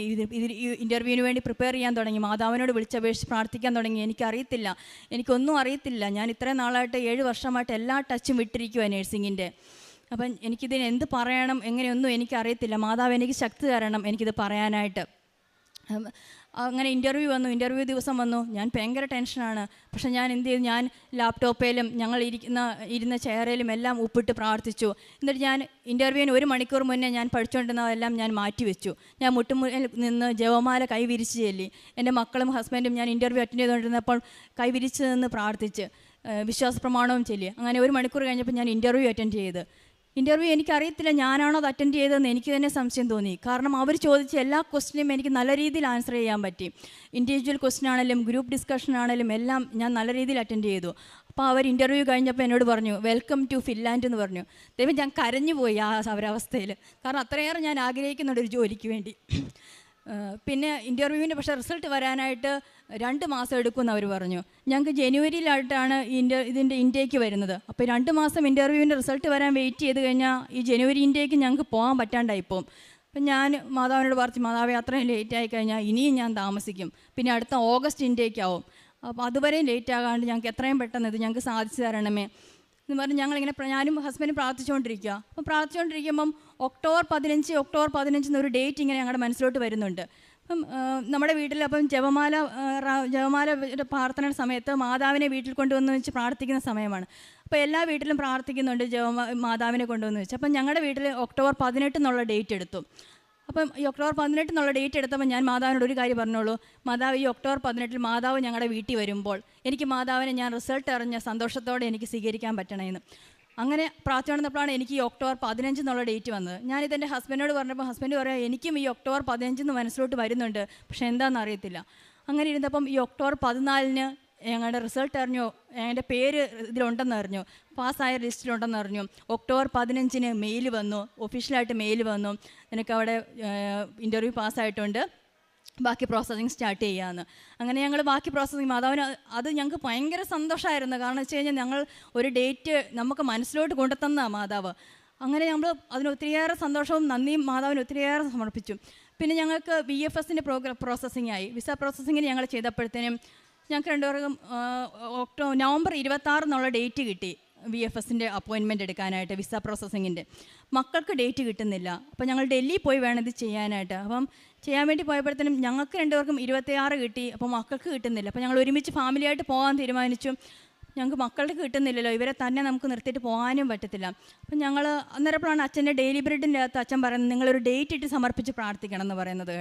അപ്പം ഞങ്ങൾ എന്ത് ചെയ്തു, നവംബർ 27, 28 ഈ ഒരു ഡേറ്റിനുള്ളിൽ ഞങ്ങളുടെ മക്കൾക്ക് കിട്ടണേ എന്ന് പ്രാർത്ഥിച്ചു. അപ്പം ഞങ്ങൾ എപ്പോൾ നോക്കുമ്പോഴും ഡിസംബർ 9, ഡിസംബർ 10 അങ്ങനെയൊക്കെ ഡേറ്റാണ് കിട്ടുന്നത്. അപ്പം നമ്മൾ നവംബർ 26 തൊട്ട് ഡിസംബർ 9 വരെയൊക്കെ നമ്മൾ ഡൽഹിയിൽ നിൽക്കുക എന്ന് പറയുന്നത് അത് ഭയങ്കര ചിലവുള്ള കാര്യങ്ങളായതുകൊണ്ടും നമുക്കങ്ങനെ നിൽക്കാൻ സാധിക്കാത്തതുകൊണ്ടും ഹസ്ബൻഡിന് ലീവ് എടുക്കാൻ പറ്റാത്തതുകൊണ്ടും നമുക്കത് എത്രയും പെട്ടെന്ന് മാതാവെ ഞങ്ങൾക്ക് നടത്തി തരണേ. ഞങ്ങൾ ഈ നവംബർ 27, 28 എന്നുള്ള ഡേറ്റിനെ സമർപ്പിച്ച് പ്രാർത്ഥിച്ച് ഞങ്ങൾക്ക് ആ ഡേറ്റിൽ ഞങ്ങൾക്ക് പിള്ളേർക്ക് അപ്പോയിൻമെൻറ്റ് കിട്ടാനായിട്ട്. അപ്പോൾ ഞങ്ങൾ 23-ാം തീയതി വരെ നോക്കിയിട്ട് ഞങ്ങൾക്ക് പിള്ളേർക്ക് അപ്പോയിൻമെൻറ്റ് ആ ഡേറ്റ് കിട്ടുന്നില്ല. 23-ാം തീയതി വൈകിട്ട് 24-ാം തീയതി വൈകിട്ട് ഞങ്ങളോട് പറഞ്ഞു നിങ്ങളുടെ നവംബർ 27 ഓപ്പൺ ആക്കിയിട്ടുണ്ട്, നമുക്ക് പിള്ളേർക്ക് അന്നേരം അപ്പോയിൻമെൻറ്റ് എടുക്കാമെന്ന്. അങ്ങനെ മാതാവ് അതും ഞങ്ങൾക്ക് വളരെ ഒരു അനുഗ്രഹമായിട്ട് തന്നു. അങ്ങനെ ഞങ്ങൾ നവംബർ 27-നും 26-നും ഡൽഹി VFSൽ പോയി അപ്പോയിൻമെൻറ്റ് എടുത്തു. അവിടെയും ഒരു ഇൻ്റർവ്യൂ പോലെ ഉണ്ടായിരുന്നു, പക്ഷേ അത് ഞങ്ങൾക്ക് നല്ല രീതിയിൽ അറ്റൻഡ് ചെയ്യാൻ പറ്റി. അന്നേരപ്പോഴെല്ലാം ഞങ്ങൾ മാതാവിൻ്റെ ഉടമ്പടി ഉപ്പും മാതാവിനോട് പ്രാർത്ഥിച്ചും കൊന്തച്ചൊല്ലിയും എല്ലാമാണ് പോയിരുന്നത്. അതെല്ലാം ഞങ്ങൾക്ക് വളരെ എങ്ങനെ സാധിച്ചു എന്ന് ഞങ്ങൾക്ക് അറിയില്ല, പക്ഷേ അതെല്ലാം വളരെ പെട്ടെന്ന് തന്നെ കാര്യങ്ങൾ നടത്തി തന്നു മാതാവെല്ലാം. ഒത്തിരി ലേറ്റ് ആവുകയോ ഒന്നും ചെയ്യാണ്ട് ഞങ്ങൾക്ക് എല്ലാം നടത്തി തന്നു. പിന്നെ ഞങ്ങൾ വിസയ്ക്ക് വേണ്ടിയുള്ള വെയിറ്റിംഗ് ആയിരുന്നു. അപ്പം ഞങ്ങൾ ഇവിടെ വന്നു. എൻ്റെ ഉടമ്പടി അപ്പോൾ ഓൺലൈൻ ഉടമ്പടി എടുത്തത് അതെൻ്റെ ഉടമ്പടി കഴിഞ്ഞു. അപ്പം ഞാൻ ഇവിടെ വന്നു. ഡിസംബർ 4-ാം തീയതി ഞാൻ ഇവിടെ വന്നു, ഉടമ്പടി എടുത്തു. അപ്പോൾ ആദ്യത്തെ നിയോഗമായിട്ട് തന്നെ ഞങ്ങൾ വെച്ചു. രണ്ടാമത്തെ നിയോഗമായിട്ട് ഞാൻ വെച്ചു ഞങ്ങൾക്ക് എല്ലാവർക്കും ഫാമിലിയായിട്ട് പോകണമെന്നാണ് ഞങ്ങൾ ആഗ്രഹിക്കുന്നത്. ഞങ്ങളങ്ങനെ പിരിഞ്ഞു നിന്നിട്ടില്ല. മക്കളെ ആയാലും നാട്ടിൽ നിർത്തിയിട്ട് അങ്ങനെ പോകാൻ എനിക്ക് പറ്റത്തില്ല. ഞങ്ങൾക്ക് ഒരുമിച്ച് പോകണമെന്നാണ് മാതാവെ ആഗ്രഹിക്കുന്നത്. ഞങ്ങൾക്ക് ഒരുമിച്ച് പോകാനായിട്ട് വിസ വരണേ, ലേറ്റ് ആകാണ്ട് ഞങ്ങൾക്ക് ഒരുമിച്ച് തന്നെ വിസ വരണേന്ന് പ്രാർത്ഥിച്ചു. സമയച്ചുരുക്കത്തിന് മാതാവെ എന്നെ ഞങ്ങളുടെ സാക്ഷിയാക്കി മാറ്റണമെന്ന് ഞാൻ എപ്പോഴും, പ്രത്യക്ഷീകരണ മാതാവെ എന്നെ ഞങ്ങളുടെ സാക്ഷിയാക്കി മാറ്റണമെന്ന് ഞാൻ എപ്പോഴും പ്രാർത്ഥിച്ചുകൊണ്ടേയിരുന്നു. അപ്പം ഡിസംബർ 8-ാം തീയതി ആയി. അതുവരെ ഞങ്ങളുടെ വിസയുടെ കാര്യത്തിൽ ഒരു അനക്കവും ഇല്ല. പക്ഷേ ബാക്കി ചിലർക്കൊക്കെ വിസ വന്നും തുടങ്ങി. അപ്പോൾ ഞങ്ങളുടെ എന്താ ഒന്നും ഒരു അനക്കവും വരുന്നില്ലോ എന്ന് പറഞ്ഞു. അപ്പം ഞാൻ പറഞ്ഞു ഡിസംബർ 8-ാം തീയതി രാവിലെ ഞാൻ ഹസ്ബൻഡും പറഞ്ഞു ഇന്ന് മാതാവിൻ്റെ അമലോത്ഭവ തിരുനാളല്ലേ, നമുക്ക് മാതാവിനോട് പറയാം നമുക്കിതൊരു ഗിഫ്റ്റായിട്ട് ഞങ്ങൾക്ക് തരണം, ഞങ്ങളുടെ എല്ലാവരുടെയും വിസ അപ്രൂവ് ആയെന്നുള്ള ഒരു ഗിഫ്റ്റായിട്ട് ഞങ്ങൾക്ക് തരണം മാതാവേ എന്ന് ഞങ്ങൾ പ്രാർത്ഥിച്ചു. അങ്ങനെ ഞങ്ങൾ വൈകുന്നേരം വരെ എല്ലാം ഫോണിൽ മെയിൽ വരുന്നുണ്ടോ എന്ന് ചെക്ക് ചെയ്തുകൊണ്ടേയിരുന്നു. പക്ഷെ അന്നേരപ്പോൾ ഒന്നും മെയിൽ വന്നില്ല. പക്ഷെ രാത്രി 11:45 ഞങ്ങളുടെ ഫോണിലോട്ടൊരു മെയിൽ വന്നു. ഡിസംബർ 8-ാം തീയതി രാത്രി 11:45 തന്നെ ഞങ്ങൾ അന്ന് 5:30 അന്ന് പാറൽപ്പള്ളി പെരുന്നാളായിരുന്നു. അപ്പോൾ ഞങ്ങൾക്ക് അന്ന് പാറൽപ്പള്ളി പെരുന്നാളിന് ഞങ്ങൾ പോയപ്പോഴത്തേനും രാത്രി ലേറ്റായിട്ടാണ് വന്നത്. അപ്പോൾ ഞങ്ങൾ ഇത് ഉടമ്പടി എടുത്ത ശേഷം ഒരു ദിവസം പോലും ഞങ്ങൾ ജപമാല മുടക്കിയിട്ടില്ല. അപ്പോൾ 11:30 വീട്ടിൽ വന്ന് കയറിയപ്പം ഞങ്ങൾ 11:30 ആയപ്പം ജപമാല ഞങ്ങൾ ചെല്ലിയില്ലോ എന്ന് പറഞ്ഞ് ഞങ്ങൾ 11:30 ആയപ്പോൾ ഞങ്ങൾ ജപമാല ചെല്ലാൻ വേണ്ടിയിരുന്നു. അപ്പോഴത്തേനും 11:45 എൻ്റെ ഫോണിലോട്ട് മെയിൽ വന്നു, വിസ അപ്രൂവ് ആകുന്നതിൻ്റെ പ്രോസസ്സിങ് തുടങ്ങുകയെന്നും പറഞ്ഞു. അപ്പോഴത്തേക്കും ഞങ്ങൾ ജപമാല വളരെ തീക്ഷ്ണമായിട്ട് ചൊല്ലി പ്രാർത്ഥിച്ചു. അമ്മേ മാതാവേ ഞങ്ങൾക്ക് എല്ലാവർക്കും എനിക്ക് മാത്രമേ അപ്രൂവ് ആകാനുള്ള അപ്ഡേറ്റ് ആകുന്നുള്ളൂ. അപ്പോൾ ഞങ്ങൾക്ക് എല്ലാവർക്കും അപ്ഡേറ്റ് ആയി തരണേ, അപ്രൂവൽ ആക്കി തരണേ എന്ന് ഞങ്ങൾ മാതാവിനോട് പ്രാർത്ഥിച്ചു. അപ്പം പിന്നെ ഞങ്ങൾ ജപമാല ചൊല്ലി അത് കഴിഞ്ഞപ്പോൾ 12 മണിയായപ്പോൾ കറക്റ്റ് 12 മണി ആറായപ്പോഴത്തേനും ഞങ്ങളുടെ ഫോണിലോട്ട്, എൻ്റെയും ഫോണിലോട്ട് ഹസ്ബൻഡിൻ്റെ ഫോണിലോട്ട് മെയിൽ വന്നു, വിസ അപ്രൂവായി, നിങ്ങൾക്ക് പോകാം, ഇനി ജനുവരി 7-ാം തീയതി തൊട്ട് മാർച്ച് വരെ നിങ്ങൾക്ക് എപ്പോൾ വേണമെങ്കിലും ഫിൻലാൻഡിലോട്ട് വരാം എന്നുള്ള രീതിയിൽ വിസ അപ്രൂവായി കിട്ടി. അതൊരു വളരെ വളരെ വളരെ ഒരു വലിയൊരു അനുഗ്രഹമാണ് ഞങ്ങൾക്ക് മാതാവിൽ നിന്ന് കിട്ടിയത്. സമയചുരുക്കത്തിന് മാതാവ് ഞങ്ങളുടെ കാര്യത്തിൽ, അതായത് ഓഗസ്റ്റിൽ ഞാൻ ഉടമ്പടി എടുത്തേ ഉള്ളൂ. ഈ ഡിസംബർ 8-ാം തീയതി ആയപ്പോഴേ മാതാവ് ഞങ്ങൾക്ക് അതിൻ്റെ വിസ അനുവദിച്ചു തന്നു. അത് വലിയൊരു അനുഗ്രഹമായിട്ടാണ് ഞാൻ കാണുന്നത് ഞങ്ങളുടെ ജീവിതത്തിൽ. അതുപോലെ മാതാവ് ഞങ്ങളുടെ ജീവിതത്തിൽ ഇടപെടാൻ തുടങ്ങിയതിന് ഒത്തിരിയേറെ അനുഗ്രഹങ്ങളുണ്ട്. കുടുംബ പ്രാർത്ഥന വളരെ സജീവമായിട്ട് ഞങ്ങൾക്ക് ചെല്ലാൻ സാധിച്ചു. പള്ളിയിലാണേലും കുർബാനയിലാണേലും എല്ലാം ഞങ്ങൾക്ക് കുർബാന കൂടുന്നുണ്ടായിരുന്നെങ്കിലും നമുക്ക് അത് അത്രയേറെ വിശുദ്ധിയോടെ നമുക്ക് ഈ ഉടമ്പടി എടുത്ത ശേഷം കൂടാൻ സാധിച്ചു. പിന്നെ ഞങ്ങൾ എന്നും ഡെയിലി ബ്രെഡ് കൂടുമായിരുന്നു. അപ്പോൾ ഡെയിലി ബ്രെഡിൽ അച്ഛൻ, ഞാൻ അതിൽ എന്നും കമൻ്റ് ഇടുമായിരുന്നു, അമ്മേ മാതാവേ അങ്ങയുടെ പ്രതിഷ്ഠാനത്തിന് സാക്ഷിയാക്കി എനിക്ക് മാറ്റണമേ എന്ന്. അങ്ങനെ എന്നും അത് കൂടുമായിരുന്നു. ഉടമ്പടി ധ്യാനവും ഒരിക്കൽ പോലും ഞാൻ മുടക്കിയിട്ടില്ല, എന്നും അത് കൂടുമായിരുന്നു. പ്രേക്ഷിത പ്രവർത്തനമായിട്ട് ചെയ്തത് ഞങ്ങൾ എല്ലാ ദിവസവും ബൈബിൾ വായിക്കും, മുടങ്ങാതെ എല്ലാ ദിവസവും ബൈബിൾ 1 മണിക്കൂർ വായിക്കാൻ തുടങ്ങി. മക്കളെയും കൂടെ കൂട്ടി ഒരുമിച്ച് നല്ല രീതിയിൽ സന്ധ്യാപ്രാർത്ഥന ചെല്ലാൻ തുടങ്ങി. കുർബാനയിൽ മുടക്കം വരാത്ത തുടങ്ങി. എന്നും ജപമാല എന്നും ചെല്ലാൻ തുടങ്ങി. ജപമാല കൈപിടിച്ച് ചെല്ലുമ്പോൾ നമുക്കൊരു വളരെ വലിയൊരു ശക്തിയാണ് നമ്മുടെ കൂടെ കിട്ടുന്നത്. പിന്നെ മറ്റുള്ളവരെ നമ്മളെക്കൊണ്ട് കഴിയുന്ന രീതിയിലെല്ലാം സഹായിക്കാൻ പറ്റി. ഉടമ്പടി കൃപാസന പത്രമാണെങ്കിലും ഞാൻ ഒമാനിലോട്ട് ഇവിടുന്ന് വരുത്തി, നാട്ടിൽ നിന്ന് വരുന്നവരിൽ നിന്ന് വരുത്തി അവിടെ ഞങ്ങൾ വിതരണം ചെയ്യുകയും പ്രാർത്ഥിക്കുകയും എല്ലാം ചെയ്തു. കാരുണ്യപ്രവർത്തികളായിട്ട് മറ്റുള്ളവരെ ഒത്തിരിയേറെ ഞങ്ങളെക്കൊണ്ട് പറ്റുന്ന രീതിയിലെല്ലാം ഞങ്ങൾ സഹായിക്കുകയും ഒക്കെ ചെയ്തിട്ടുണ്ട്. ഞങ്ങൾക്ക് കിട്ടിയ ഈ അനുഗ്രഹത്തിന്, വലിയ ഒരു അനുഗ്രഹത്തിന്, അമ്മ തന്ന ഈ വലിയ അനുഗ്രഹത്തിന് അമ്മ മാതാവിനും തിരുക്കുമാരനും കോടാനുകോടി നന്ദി പറയുന്നു. അതുപോലെ ഞങ്ങൾ ഉടമ്പടി ഉപ്പിട്ട് പ്രാർത്ഥിക്കുമ്പം നമുക്ക് ഇതുവരെ സത്യം പറഞ്ഞാൽ ഉടമ്പടി എടുത്ത ശേഷം നമുക്കങ്ങനെ ഒരു അസുഖങ്ങളാൽ നമ്മൾ ബുദ്ധിമുട്ടേണ്ടി വന്നിട്ടില്ല. ഞങ്ങൾ കുഞ്ഞുമക്കളാണേലും അല്ലെങ്കിൽ എല്ലാ ദിവസവും അവർക്ക് പനിയും ജലദോഷവുമാണ്. പക്ഷേ ഈ ഉപ്പിട്ട് നമ്മൾ അവർക്ക് വെള്ളം കൊടുക്കാനും തേൻ കൊടുക്കാനും ഈ വിശ്വാസ പ്രമാണം ചൊല്ലി തേൻ കൊടുക്കാനും ഒക്കെ തുടങ്ങിയ ശേഷം അവർക്ക് അങ്ങനെ അസുഖങ്ങൾ വരുന്നേയില്ല. ചെറിയൊരു ജലദോഷം വരും, പക്ഷെ നമ്മൾ അപ്പോഴേ തന്നെ തേൻ കൊടുക്കും. അവരുടെ എല്ലാ അസുഖങ്ങളും അതോടെ തന്നെ ഞങ്ങളങ്ങനെ ഹോസ്പിറ്റലിൽ പോകേണ്ടതായ സാഹചര്യം പോലും ഇല്ലാണ്ടായി ഈ ഉപ്പിട്ട് പ്രാർത്ഥിച്ചതിൻ്റെയും തേൻ കൊടുക്കാൻ തുടങ്ങിയതിൻ്റെയും ഫലമായിട്ട്. ഇത്രയേറെ അനുഗ്രഹം തന്ന് ഞങ്ങളുടെ കുടുംബത്തെ അനുഗ്രഹിച്ചതിന് ഇനിയും ഞങ്ങൾക്ക് ഒത്തിരിയേറെ അനുഗ്രഹങ്ങൾ ഞങ്ങൾക്ക് തരുമെന്നുള്ള പ്രതീക്ഷയിൽ, ഇവിടെ വന്ന് ഇനിയും ഞങ്ങൾ സാക്ഷ്യം പറയാനായിട്ട് ഞങ്ങൾക്ക് സാധിക്കുമെന്നുള്ള പ്രതീക്ഷയിൽ അമ്മ മാതാവിനും തിരുക്കുമാരനും